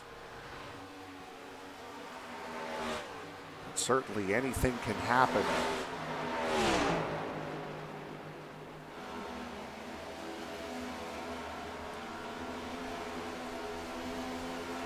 Anyone can have any particular incident. As Tanner Marty about to go a lap down.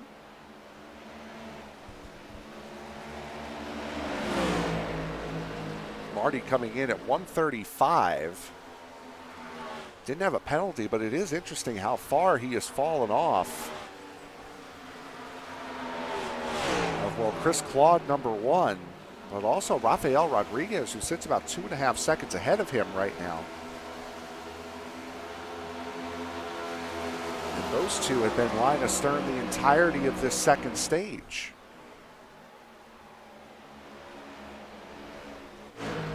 Rodriguez, there he is. He's about to work his way to the back of Brandon Edstrom. So Edstrom, because of the unique decision on pit road, and he is really slow right now. I would have to think with 10 laps to go in the stage, he's hoping he has enough fuel in the tank to be able to go the rest of the way. However, he is now gone from a sure fourth position, had he stayed on strategy, to a lap down most likely, and with Rafael Rodriguez being as close as he is, may not be getting the free pass. I think he might be coasting here.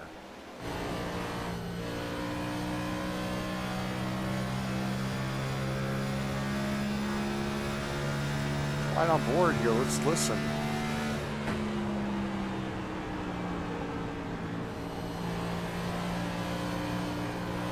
He's not quite clutching it.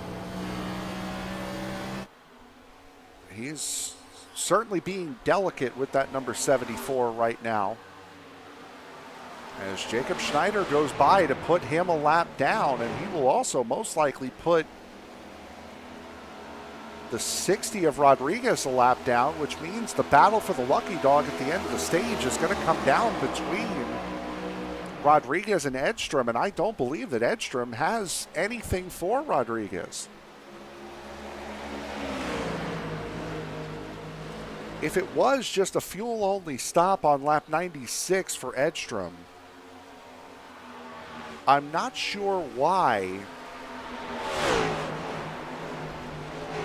he's deciding to save a set of tires. We've already discussed that 10 sets of tires that are on offer for these drivers tonight. It's at this rate, these drivers have only used 2, short of the ones they have started the race on. And under the next stage, there's only going to be about 2 more stops, so it's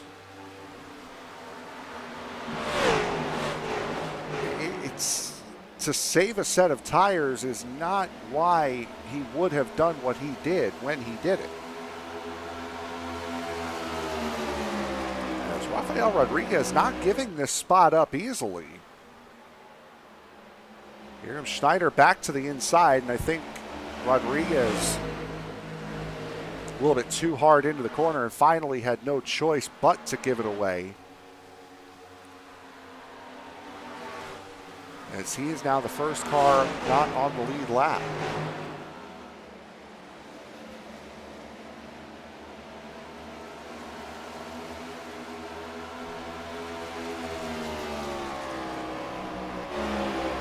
Brandon Edstrom also now about to lose a spot to Tanner Marty. That is for a position on the track between the 29 and the 74. And the 74, he cannot have much, if anything, to fight with at this stage.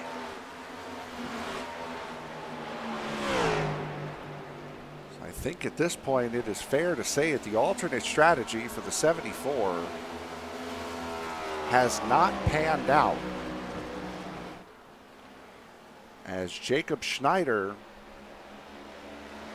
again, we were worried about how long he was staying out. So now he's going to put Chris Claude in 4th place a lap down. Turned out to be a non-issue for the O2. Right back out to the lead, right back out to a 2.5-second lead, and it's growing rapidly as the 60 of Rodriguez is not giving Jeremy Miller an inch.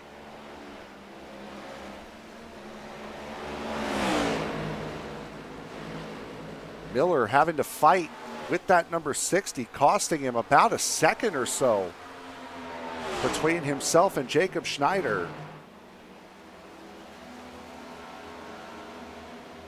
As that will be it as far as Schneider putting people a lap down. Ryan Samuelson running in 3rd. Coming out of turn 4 now.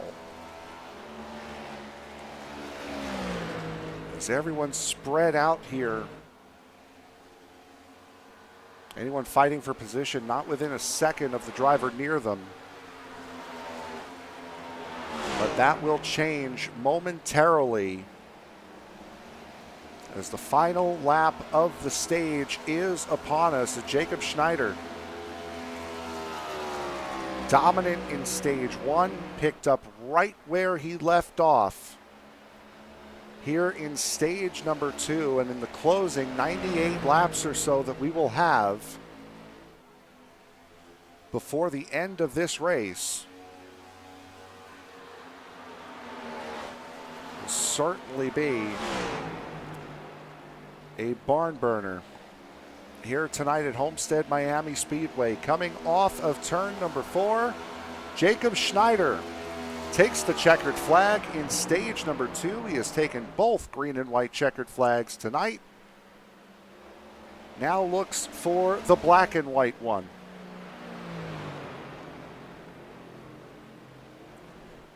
Stage 2 has come to a close. Just 3 drivers left on the lead lap. Jacob Schneider, Jeremy Miller, Ryan Samuelson will get the option to pit first. Chris Claude will get the free pass. When we return, you are watching the Sunday Night NASCAR Stacy Strong Cup Series, round number 2 in the round of 8 here in the playoffs right here on Sim Racing Media. We'll be back right after this.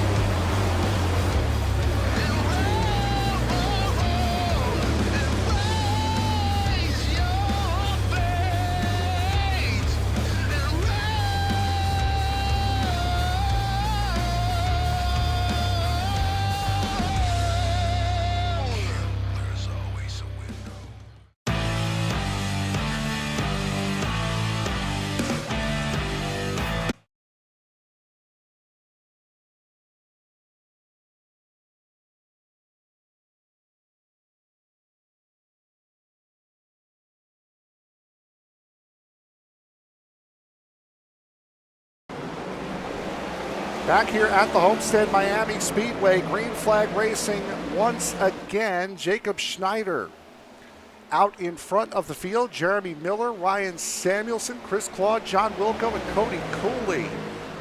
Claude getting the free pass. Wilco and Cooley taking the wave around as we are off and rolling for the final 97 laps here tonight, here from the Homestead-Miami Speedway. Picking up right where we left off, and notice one of the drivers that I had mentioned not running on the lead lap. That man right there, Brandon Enstrom, got caught out in a big way under the last stage. John Wilco, there he is in the back. He has not pit since lap 129, electing to take the free pass to get back on the lead lap. And Cody Coley, running in fifth, electing to take the free pass as well, has not pit since lap 142. So those two hoping for a caution quickly, and not sure how fruitful that venture will be.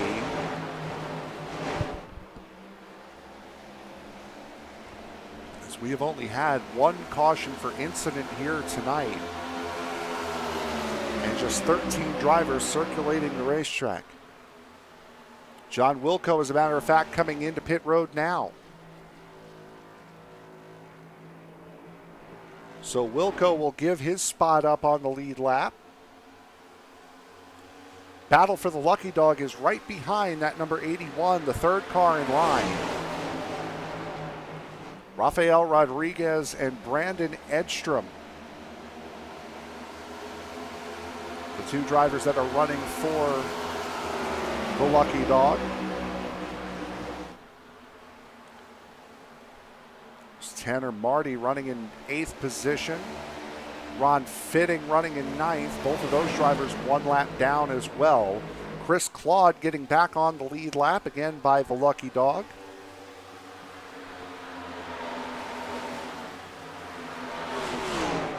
He was lapped just before the stage ended in that number 10.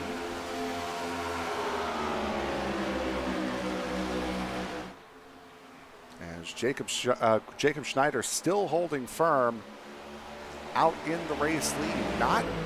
We saw earlier in this race how racy these drivers were, and the fight up at the front for the race lead. We have not seen that since. We've seen close battling, we've seen close running, but nothing that compares to what we saw in the first 15 or so laps as far as a battle for the race lead. Everything has remained rather calm, cool, and collected since then, as Brandon Edstrom looking for a pass on the number 60. That is for the free pass spot, which would be P6, and he has got it. Not quite. He had it in corner entry. We'll see on corner exit. 60's going to get a run. Not as significant a run as one may have thought. So Brandon Edstrom right now in that 74 looking for a lifeline of a yellow flag to come out.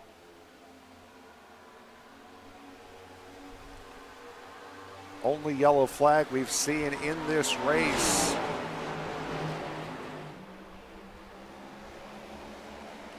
Here tonight. This was RJ Root. This was way back on lap 26 when this happened. Came off the wall, came off of turn 4, hit the outside wall. Then just had a little bit too much steering in that car, lost it. And that contact with the wall right there is what put the 70 on the shelf for the night. RJ Root's still out on the racetrack. Root running in 13th position. 5 laps adrift from the leaders. Jacob Schneider now starting to come under pressure from Jeremy Miller. Schneider with a little bit of a wiggle as Miller holds on.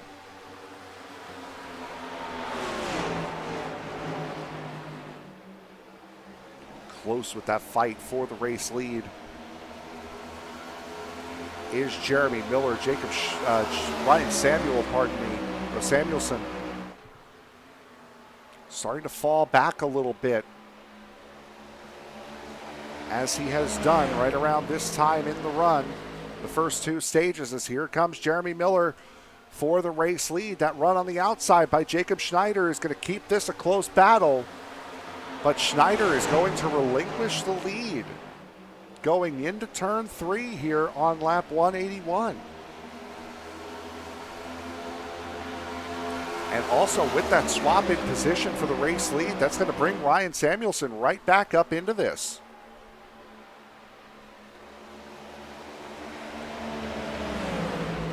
Still a decent amount of time left to go here in this race.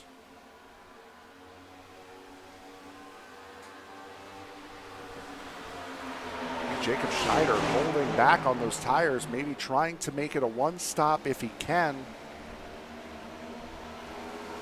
They went from lap 82 to 150, or 140, I should say, is what Schneider was able to do in the second stage, which would mean a one-stop. Miller went just about 50 laps in that second stage, which would mean cutting this stage in half. As Brandon Edstrom makes his way up into 3rd place on track, however, not a position that Ryan Samuelson just lost. Edstrom trying to put distance and obstacles in between himself and the 60 of Rafael Rodriguez here in this short run. Is this the most competitive that we've seen the 60 of Rodriguez here tonight? Chris Claude about 3 seconds off of this group here up front. Here's Cody Coley. And again, Coley did not pit during the stage break, instead electing to stay out and get back on the lead lap.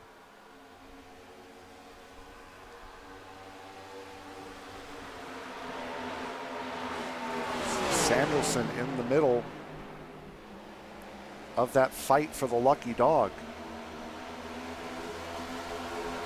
Saw some great racing earlier on with the 74 of Edstrom and the 81 of Samuelson.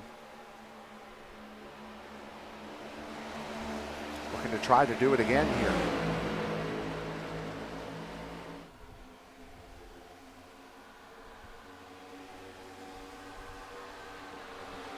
Jeremy Miller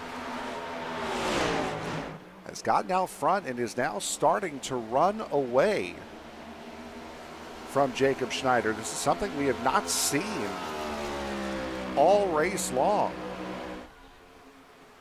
And taking a look at the weather conditions, we're almost at 4:30 p.m. in sim time. Ambient temperature about the same. Track temperature going down. Wind has also remained the same, but still track conditions starting to favor drivers who like the cars a little bit tighter, and this is where Jeremy Miller right now is starting to shine. Jacob Schneider not falling off the pace, though, by any stretch, as he has 1.2 seconds between himself and Ryan Samuelson, as well as a car. And now we're starting to see Rafael Rodriguez start to fall back.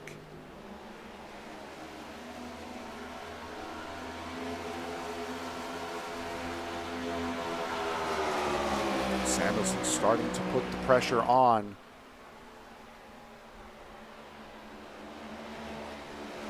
Brandon Edstrom trying to get back that position that he lost, that bit of track position, as Samuelson has a big moment coming out of turn 2. Didn't seem to hurt him, though, as he was almost to the inside of the 74.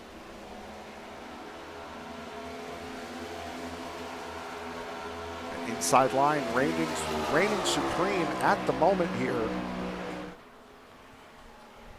Everyone making up their ground,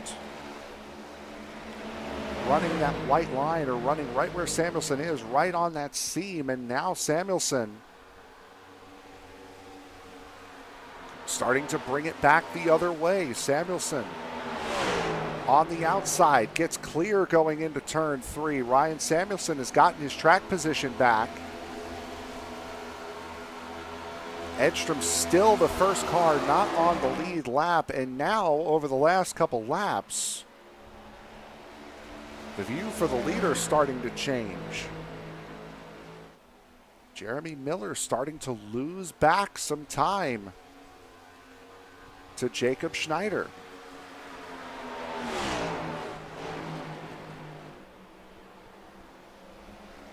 Schneider has been incredibly dominant here all race long thus far.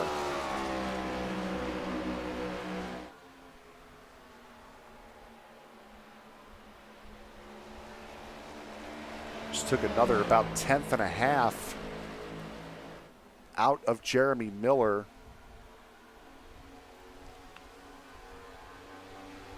At the start of this run, I'm starting to see, I'm not sure if you guys are getting it on the stream side, but I'm starting to get some frame rate drop here. So let me go to break here and see if I can figure that out.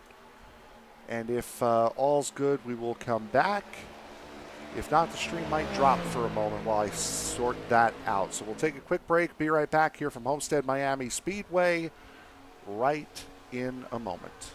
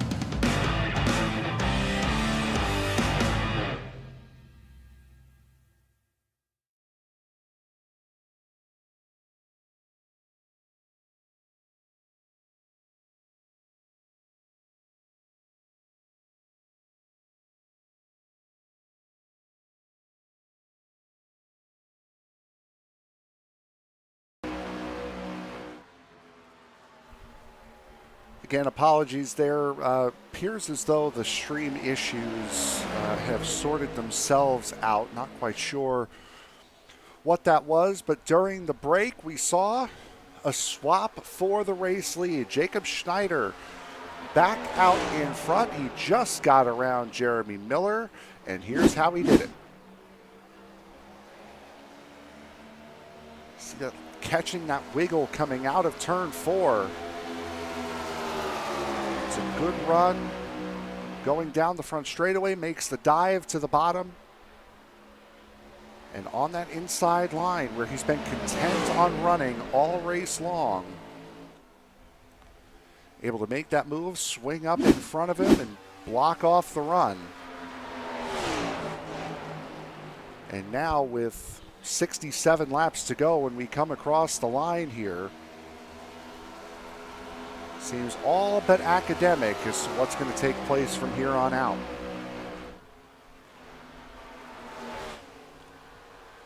Cody Coley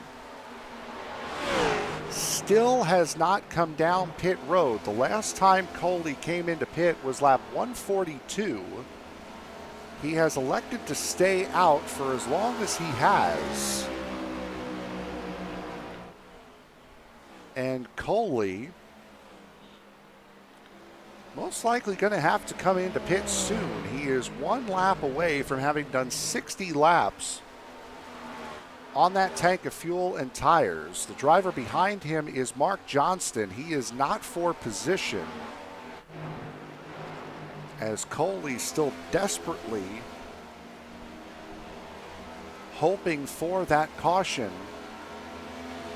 to come out. Again, only 1 caution for incident here in this race. That was back on lap 26. So early on here tonight.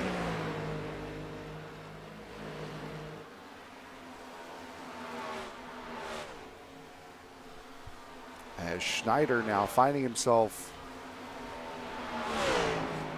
3/4 of a second ahead of Jeremy Miller, and with how spread out this field is, Samuelson has been dueling with Edstrom. That's the car that's in front of him there, Brandon Edstrom.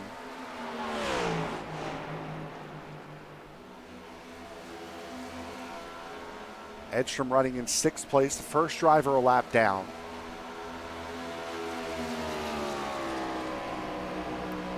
So Samuelson 5 seconds adrift of Jeremy Miller because he's been fighting with the 74. Chris Claude, who got the lucky dog at the stage break, having to start at the back of the longest line, is a further 10 seconds off of Samuelson. And 7 seconds ahead of Cody Coley, who took the wave around, who's on 25 lap older tires than anybody else on the track right now. Has not spelled a recipe for close, exciting racing here in this 3rd stage, but there is still plenty of time to go, and we still have a pit stop cycle that we're going to need to get through that is coming up sooner rather than later. As Jacob Schneider has now built that gap out to over a second for the race lead. Jeremy Miller, Ryan Samuelson, Chris Claude, Cody Cooley, the top 5 and the only 5 drivers currently on the lead lap at the moment. Next week, here for the Sunday Night NASCAR Stacy Strong Cup Series, drivers will head to Martinsville, Virginia, and the Martinsville Speedway for the Xfinity 500, 500 laps. 263 miles.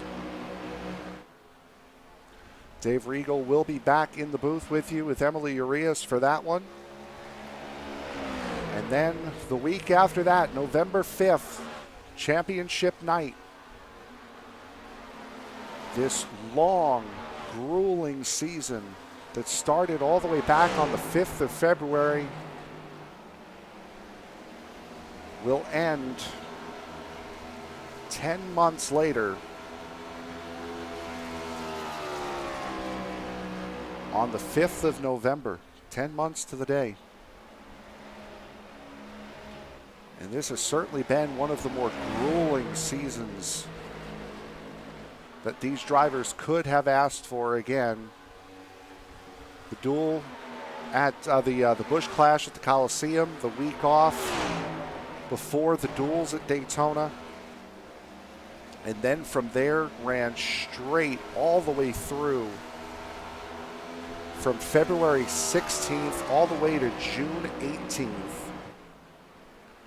without a break, without a week off.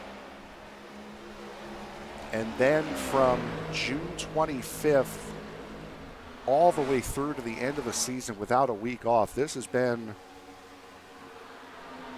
one of the toughest, more difficult schedules in NASCAR that I can remember in quite some time.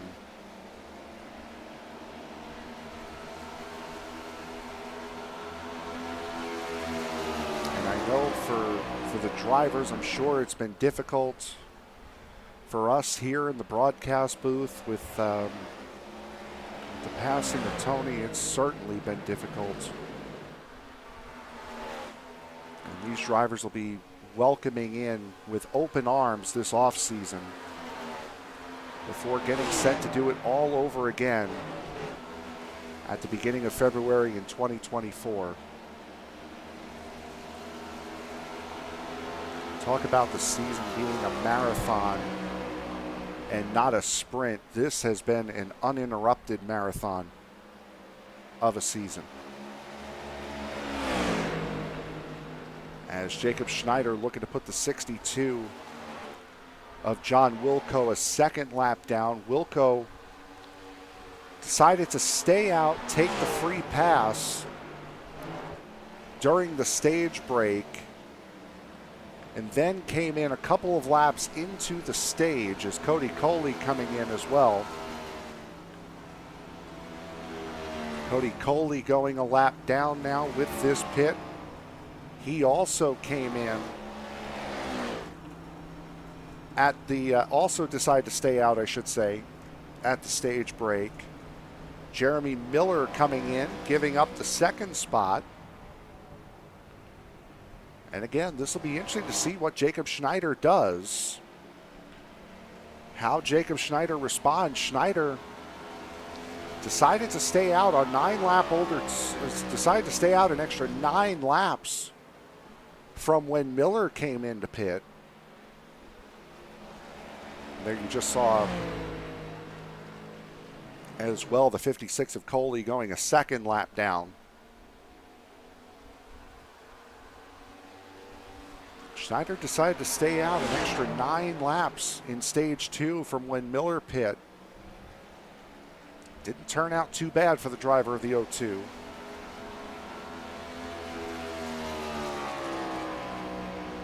Now working towards almost 50 laps to go. Ron Fitting, haven't seen him in a little while. The number 3 car coming in and back out, currently running in the 10th spot is Ron Fitting. Cody Coley now and John Wilco set to battle on fresh tires to see who will be the first car 2 laps down. Free pass, unfortunately, right now is going to go to the driver in front of them. That'd be Jeremy Miller.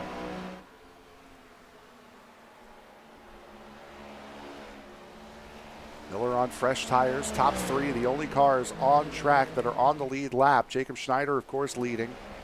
There's Ryan Samuelson running 11 seconds adrift from Schneider, and then Chris Claude running in the 3rd spot, 16 seconds adrift from Samuelson.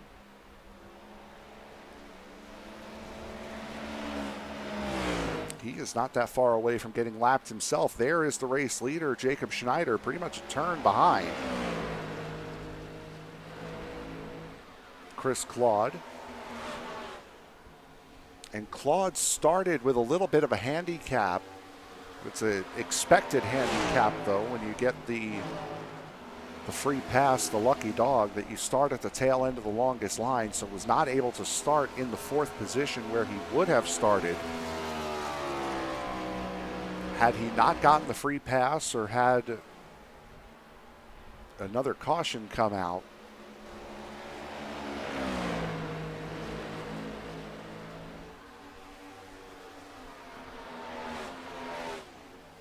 As there is Jeremy Miller bearing down on the back of Jacob Schneider, and this was the time that Schneider came into pit last time around. Once Miller got to the back end of Schneider last time during the 2nd stage, Miller, who by the way just set the fastest lap of the race at a 32.81, that was when Schneider came in. Miller did not get to pass Schneider on the track during the 2nd stage, which he has done now. Chris Claude, by the way, has come in the number 10. Still 3 cars on the lead lap, and Schneider is going to come in this time.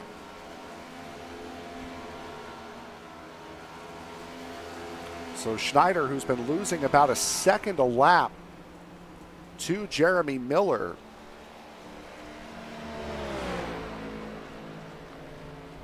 now decides to come in. Once again, we'll show that track map there. That P, see where the P is there on the front straightaway? That is their predicted rejoin.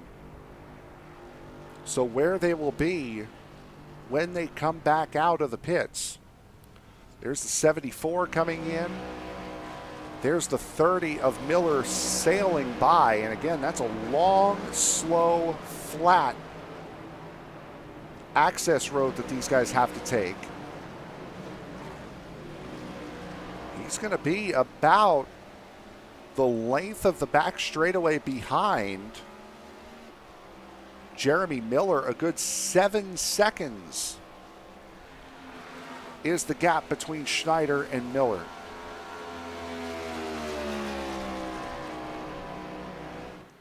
So that is going to be quite a gap that Schneider is going to have to try to close down. However, he's got 47 laps to do it. And we've seen how good that 02 has been on the longer run. Ryan Samuelson taking his first chance to get out and actually lead some laps here as he has a big slide coming out of turn 2. See that sun starting to poke out again here for Samuelson, and he's going to stay out. So he saw the strategy and the tactic of Schneider in the last stage, and he is determined, I would rather stay out and fight this car a little bit longer, losing chunks of time, and have a fresher car towards the end of this race than have to do this all over again. As Samuelson, I think Samuelson wanted to come in that lap, but Edstrom caught up too quick. Saw that swing down to the bottom on the back straightaway. That's usually a sign that the driver's going to come in. If you can't vocalize it, then make some sort of motion that signal that you are going to come in. And no, maybe not. I guess Samuelson just took a bad corner last time around. And also, the longer that he stays out now, the less fuel he's going to have to put in, so it'll be a shorter pit stop for him. That's also part of the reason why Jeremy Miller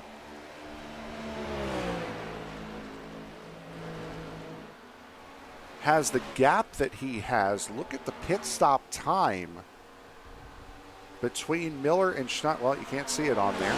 The pit stop time between Miller and Schneider Miller did a 12.1 in the box.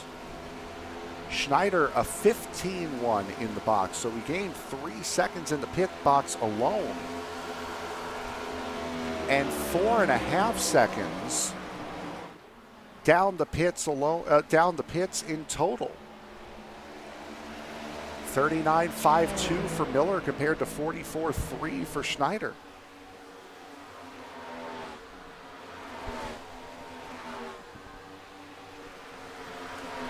Which would tell me that Schneider filled the car up, put 4 tires and fuel on it, and Miller filled it up just to the point where he needed to go. And Ryan Samuelson, with where he is right now, 9 seconds ahead of Miller on track. And losing rapidly, I might add. Losing about 1.5 seconds per lap. Samuelson's going to have to put even less fuel in there than just the 12 seconds that Miller took.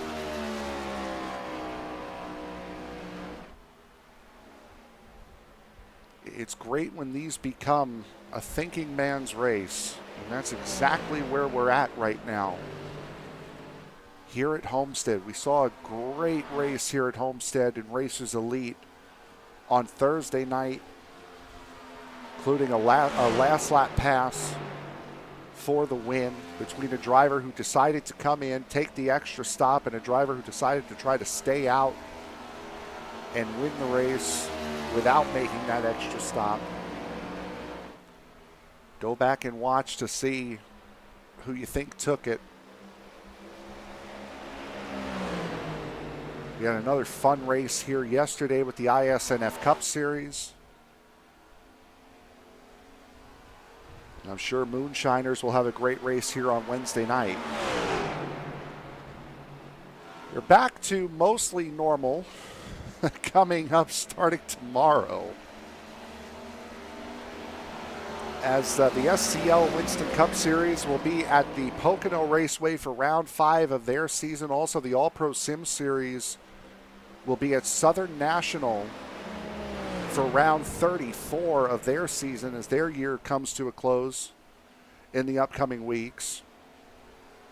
On Tuesday, the Racers Elite Truck Series from Michigan, round number 10. Then, as Dave Regal mentioned, be here at Homestead-Miami Speedway as here comes Samuelson down pit road.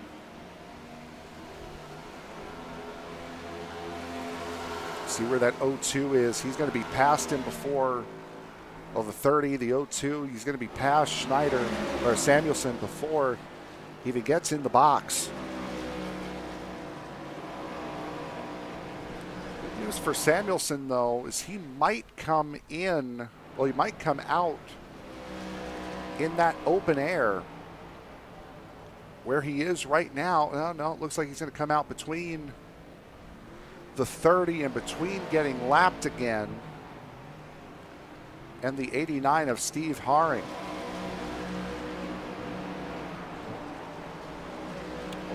Or not. It looks like he's going to come out just behind Miller. Yes, he is. So I'm not good at guessing games, as you can clearly see. So that will now, for the moment at least, because Samuelson will be flying on those new tires compared to Miller and Schneider.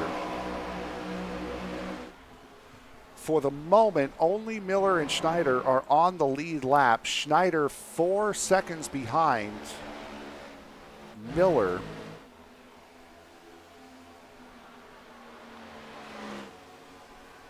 It's almost at 35 laps to go.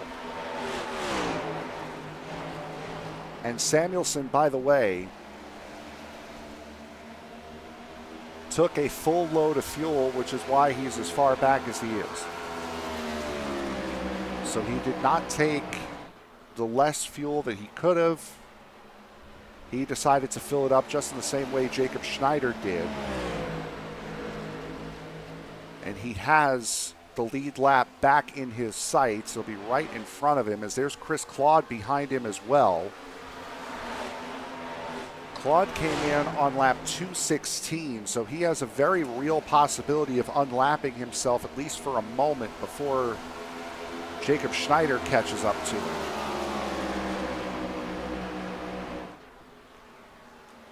And Jacob Schneider, who's been catching up to everybody here tonight, is on the prowl again.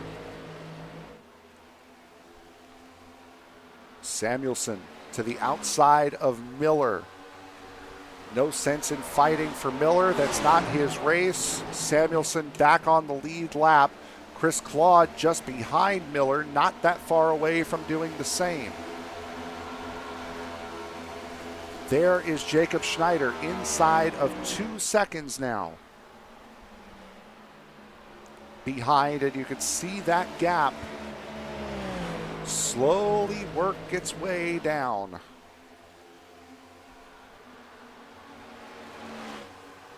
Just stalking him at this point.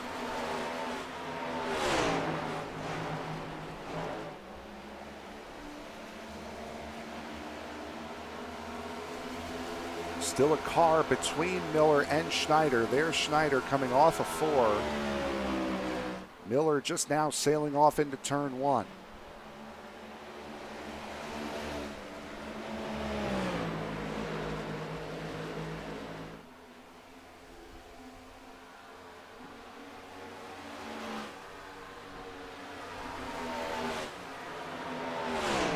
Both of these drivers running for the win took wins in the round of 12. Schneider took Texas. Or actually, you know what? I take that back.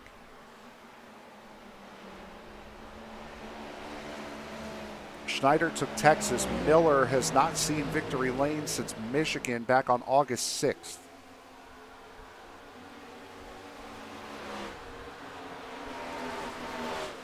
And at the rate of knots Schneider is closing in, looks like that streak may continue.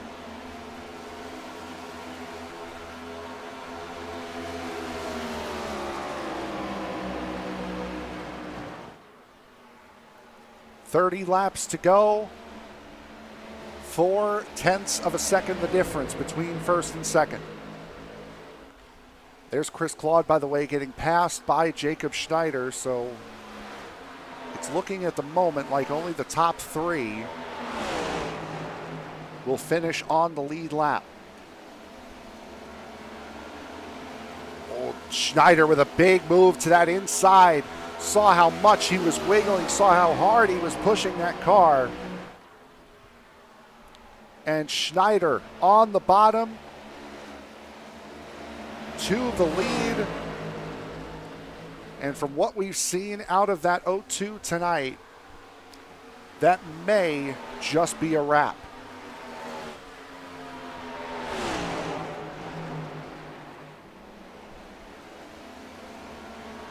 Schneider has dominated this race, has led the most laps here tonight, has won both stages, and has already in one lap put a half a second on Jeremy Miller.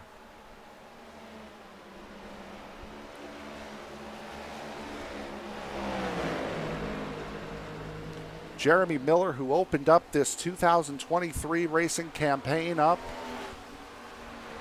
in the best way he could have by winning that Busch Clash at the LA Coliseum.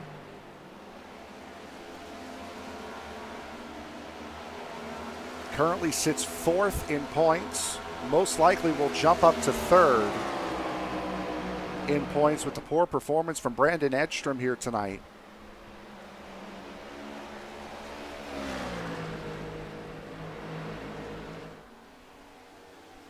Unfortunately, not enough for Schneider.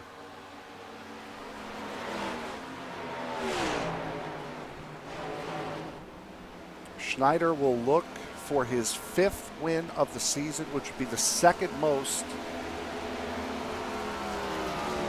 behind only Alex Murray, who again clinched his spot in the Championship 4 last week.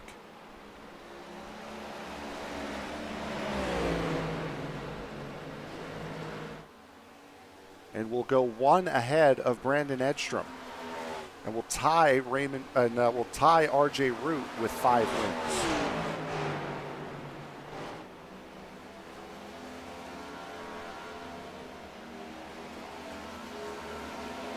Slide up the racetrack there.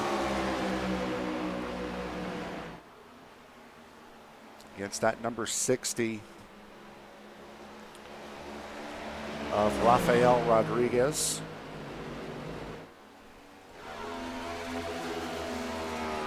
There is Brandon Edstrom. He is not that far away from collecting the 5th spot from Cody Coley. About a half a second separates the two. And Coley is on a 7-lap tire disadvantage from Edstrom. And Edstrom has had the pace. We've seen the pace that Edstrom has had all night long, but a questionable pit strategy in the second stage put Edstrom a lap down where he is right now. And Edstrom going to fly off into turn number 1, and Edstrom back into the top 5. So all in all, for Edstrom, he may not have had the long run pace needed to win this race. He finished 4th in the first stage. But where everything is cycling out now, he's only going to lose 1 spot because of that pit strategy. And there, Chris Claude in the number 10, that's the spot.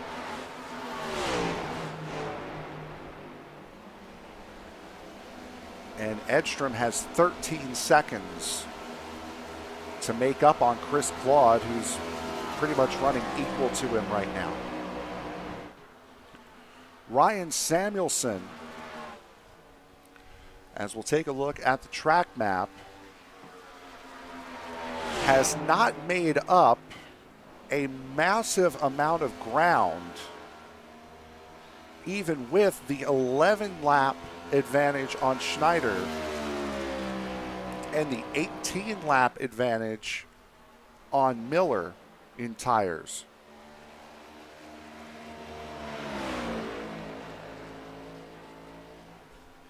As we now get down inside 20 laps to go, Jacob Schneider has off and left Jeremy Miller to the tune of 4 seconds. Ron Fitting comes back in.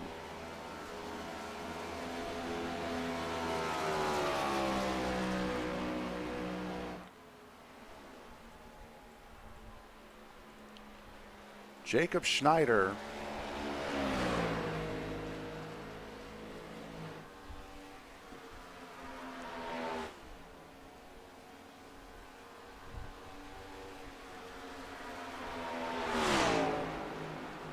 with a win here today,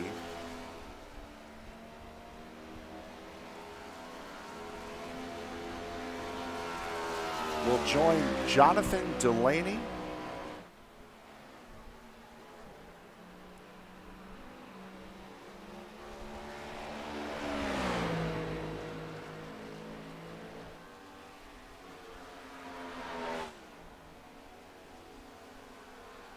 and Alex Murray, and an unlisted winner from 2020.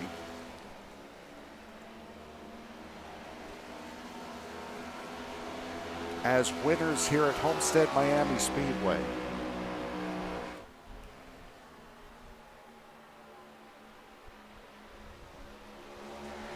And with that, we'll join Alex Murray in the Championship 4 at Homestead on November 5th. As it were to sit right now, and again, this is me doing my best math, which that should be a big enough red flag there. Brandon Edstrom and Jacob Schneider, or Brandon Edstrom and Jeremy Miller will be the other two racing for a championship. If the points hold as they are,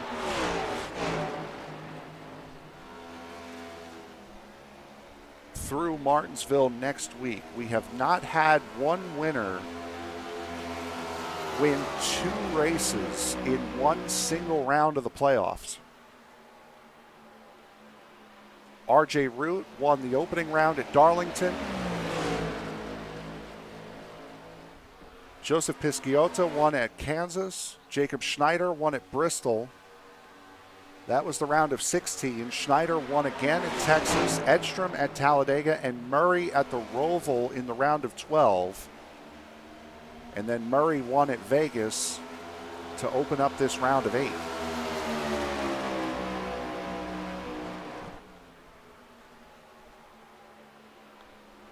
So no duplicate winners in a single round. That could change at Martinsville. 15 laps to go, and this lead that Schneider has built is now up to 7 seconds. Ryan Samuelson starting to close a little bit of a gap down, 20 seconds now between himself and Ryan and Jeremy Miller. Chris Claude still a lap down. 7.5 seconds adrift of Brandon Edstrom, and at this rate will get caught by Edstrom. Chris Claude last time around did a 34.7. Edstrom a 33.6. So with 13 laps to go, 6.5 seconds now to gain, and gaining about a second a lap. It is totally possible that Edstrom could get 4th position, and even with that wonky pit strategy that got him off of the lead lap, could finish without any real damage. Will he have been able to get in front of and stay in front of Samuelson? Judging by the first stage, I would say not. But to make what seemed to be a massive mistake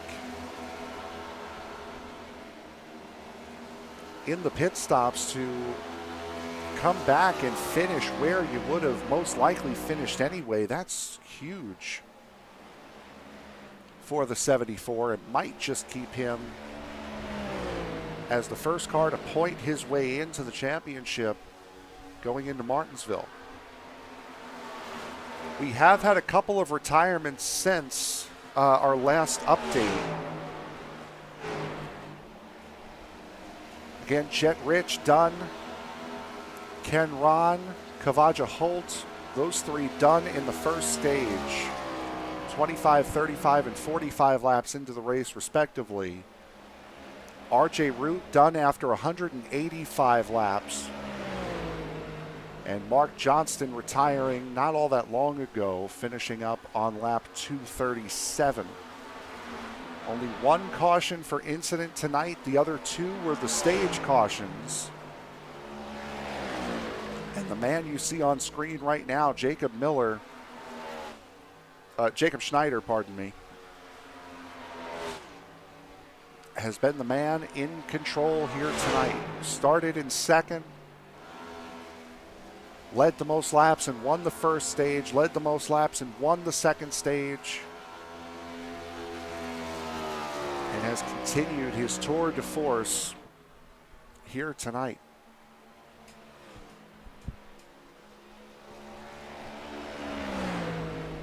Show you that gap and how it's closed down between Chris Claude and Brandon Edstrom. Edstrom has closed the gap now to just under 3 seconds, but you can see from the graph there that it has started to slow its rate of descent. You can see that orange number 74 on the back of the screen. There are two cars between Claude and Edstrom.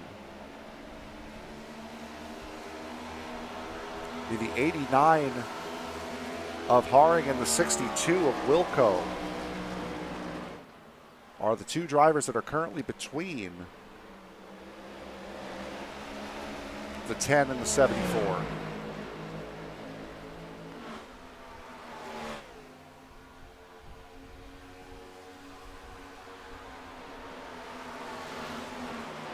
Schneider not missing anything up front. Schneider with an 11-second lead as there goes Edstrom around the 89, 62, not that far away, and you can see by how little the camera had to move.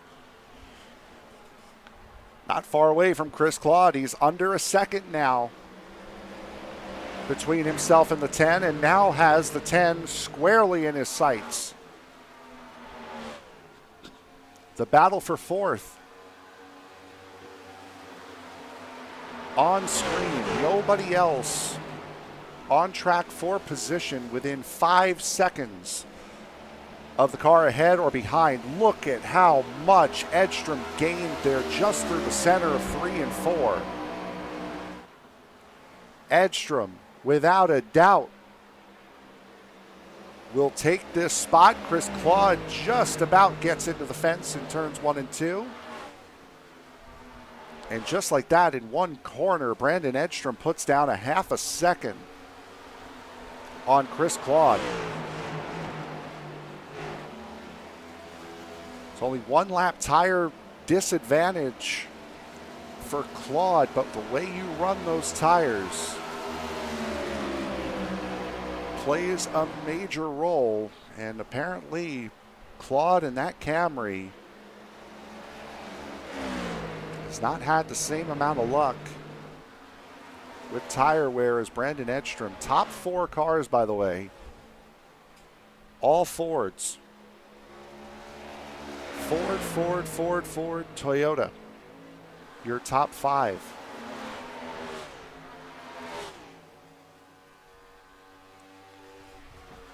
Chris Claude being the only Toyota in the field. 3 laps to go for your leader, Jacob Schneider. It has been a long night here at Homestead-Miami Speedway. And again,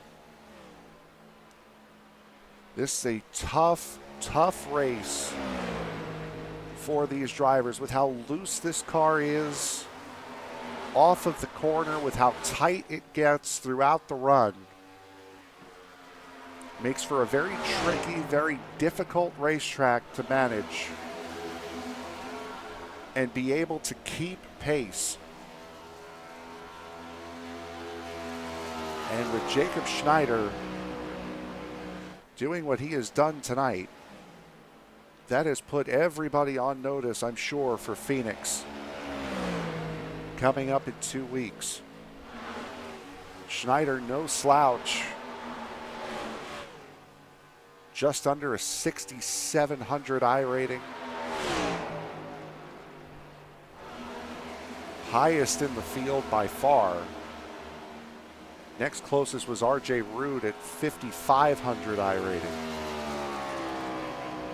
As the white flag flies here at Homestead-Miami Speedway, Jacob Schneider running and rolling that bottom line on the final lap, as he has done for the previous 266. He rolled through stage 1, rolled through stage 2, and coming off of turn number 4, Jacob Schneider will roll out of the final corner to win the Forever 400 presented by Mobil 1 here at Homestead-Miami Speedway. What a show of force.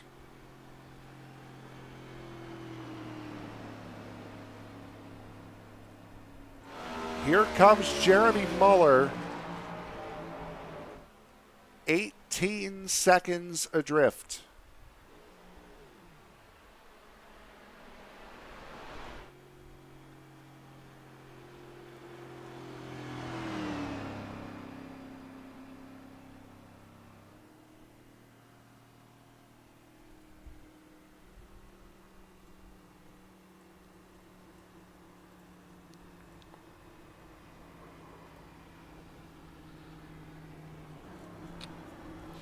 3 drivers finishing on the lead lap here tonight. And Jacob Schneider, as he gets set to burn it down.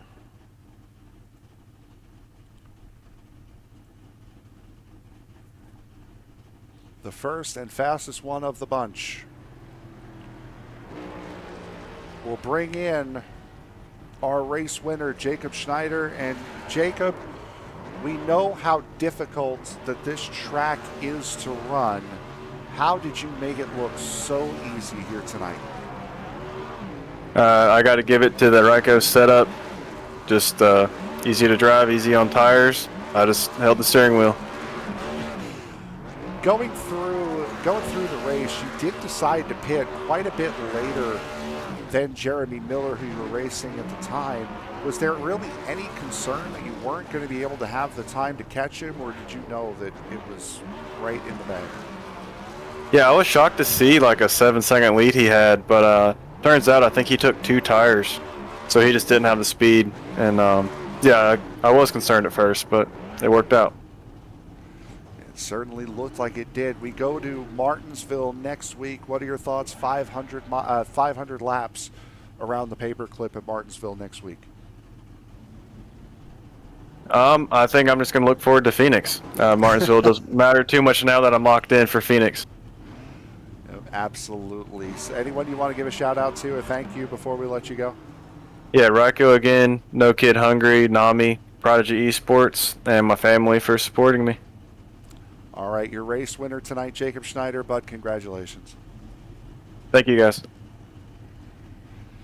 Now to our second place finisher. That would be Jeremy Miller. And Jeremy, you put up a valiant effort tonight, but unfortunately that 02 was just way too strong.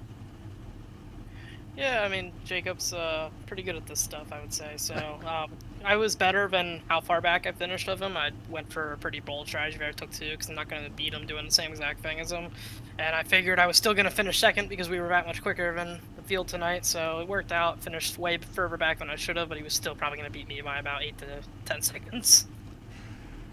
How were you guys able to work that setup tonight to where you were able to just not fall off as much as everybody else did, including your 2 teammates? Yeah, it's just Ryko. I mean, every week these Ryko setups are just really good the entire race. You know, head on over to Ryko.gg if you want to run as fast as we do every night. Just really good cars, and obviously a lot of hard work goes into, you know, throughout the week getting this quick. Can't say that for myself this week because this is actually my first race of the week, but you know, you put a lot of laps in the sim, you start to find little things that help keep the car going over the course of a run. We go to Martinsville next week. You're one of the drivers with the best chance to point your way in to the championship 4. What are your thoughts and expectations going into Martinsville? We won Martinsville in the spring, so no reason that we can't go win it again in the fall. 100-lap longer race this time around, but if anything, that's more of a chance to outrun the guys on attrition, which is really what we did back in the spring. So just going to try to keep the car clean all day and see where we come out. All right, your second anyone you want to give a shout out to before we let you go? Sorry. Yeah, I mean, obviously, I already talked about Ryko, all the help they do, and then got to thank Nami and No Kid Hungry for being on the car, 2 great charitable organizations, always looking to, you know, help everybody else out, and thank all the guys at Prodigy who come out here every week and stink up the show. All right, your second place finisher tonight, Jeremy Miller. Bud, congratulations. Thanks. And now we'll move to our third place driver tonight, Ryan Samuelson. Ryan, you decided to stay out a little bit longer there on that final pit stop. What was your thinking behind that decision? Maybe catch a caution. Just try something different. Jeremy pitted early, and then Jacob pitted when I was going to pit. So I'm like, well, I can't really pit the next lap, so I just figured to stay out as long as I could, see what I can do.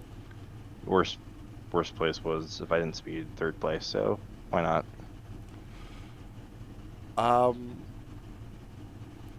How difficult, you mentioned hoping you were catching a caution. How difficult is it to try to stay focused through these races? It's such a difficult racetrack, one of the more difficult ovals that this series goes to. How difficult is it when you get no cautions, you don't get that mental break to just kind of stay focused on what you need to do every lap? It's very difficult.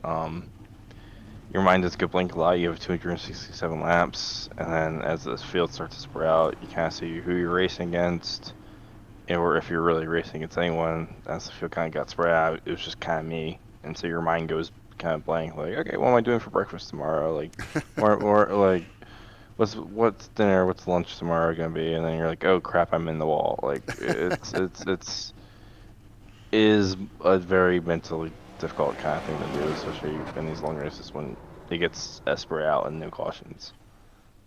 Especially when your teammates getting run over the way they were next to you just a second ago. Going into Martinsville next week. What are your thoughts going into that race? I think Martinsville has always been a really fairly good track. I mean, if I can put in the work, I mean, I'll be able to see how much I improved here. This has always been a tough track, and to finish third and be coming up there is always a promising. You can't build Rome in a day, so hopefully we'll be able to build on the success I've already had at Martinsville and be able to compete for a win. That's all that's been on my mind. It's win, and then I don't even know where I am in points. I don't really care, but that's what it is. Well, going into this race, I can tell you that you were sixth place going in points. You're pretty much in a win and in situation next week for Martinsville. Anyone you want to give a shout out to before we let you go? Yeah, run more. Magic. That's obviously Rico setups. The car was dominant. I mean, 20 laps in, we're up 10 seconds for anyone. But those guys, teamwork. Obviously, we all work together. Like I said, run more Magic, right? Sebs. That kind of makes it roll. And you guys for being able to go through that. So it's always a tough one. All good. Your third place finisher tonight, Ryan Samuelson. Congratulations, bud. And so that will pretty much do it for us here from Homestead-Miami Speedway. Saw a lot of green flag racing here tonight. It's enough green flag racing, I'm sure, to fill you up for quite some time. And again, as I mentioned, we have a lot of racing still to come coming up next week with the SCL Winston Cup Series on Monday, as well as the All-Pro Sim Series, that championship coming down to the wire. Western States, Racers Elite, what's the show? Extreme Truck Series, that's the show I do on Tuesdays. That will be coming up on Tuesday as well. Moonshiners on Wednesday, Racers Elite on Wednesday and Thursday as well. And then ISNF coming up on Wednesday. So still a lot of great racing to come here as we open up a new week here on Sim Racing Media. We'll take a look at the race results here for tonight's race. Jacob Schneider takes the win and locks himself into the championship. Jeremy Miller and Ryan Samuelson make up the top three. Brandon Edstrom comes home as the first driver not on the lead lap. In fourth, Cody Coley. In fifth, Chris Claude, Rafael Rodriguez, Tanner Marty, Ron Fitting, and John Wilco, your top 10. Steve Herring, Mark Johnston, Raymond Root, Kavaja Holt, Ken Ron, and Rich Jett, your 16th and final finishing position here tonight from the Homestead-Miami Speedway. So with that will do it for us here tonight. We will see you again next week from Martinsville Speedway in Martinsville, Virginia. Until then, my name is Frank Marchese. Thank you very much for making us a part of your evening. We will see you at Martinsville next week. And of course, as you walk down the road of life, please don't play in traffic. Good night, everybody.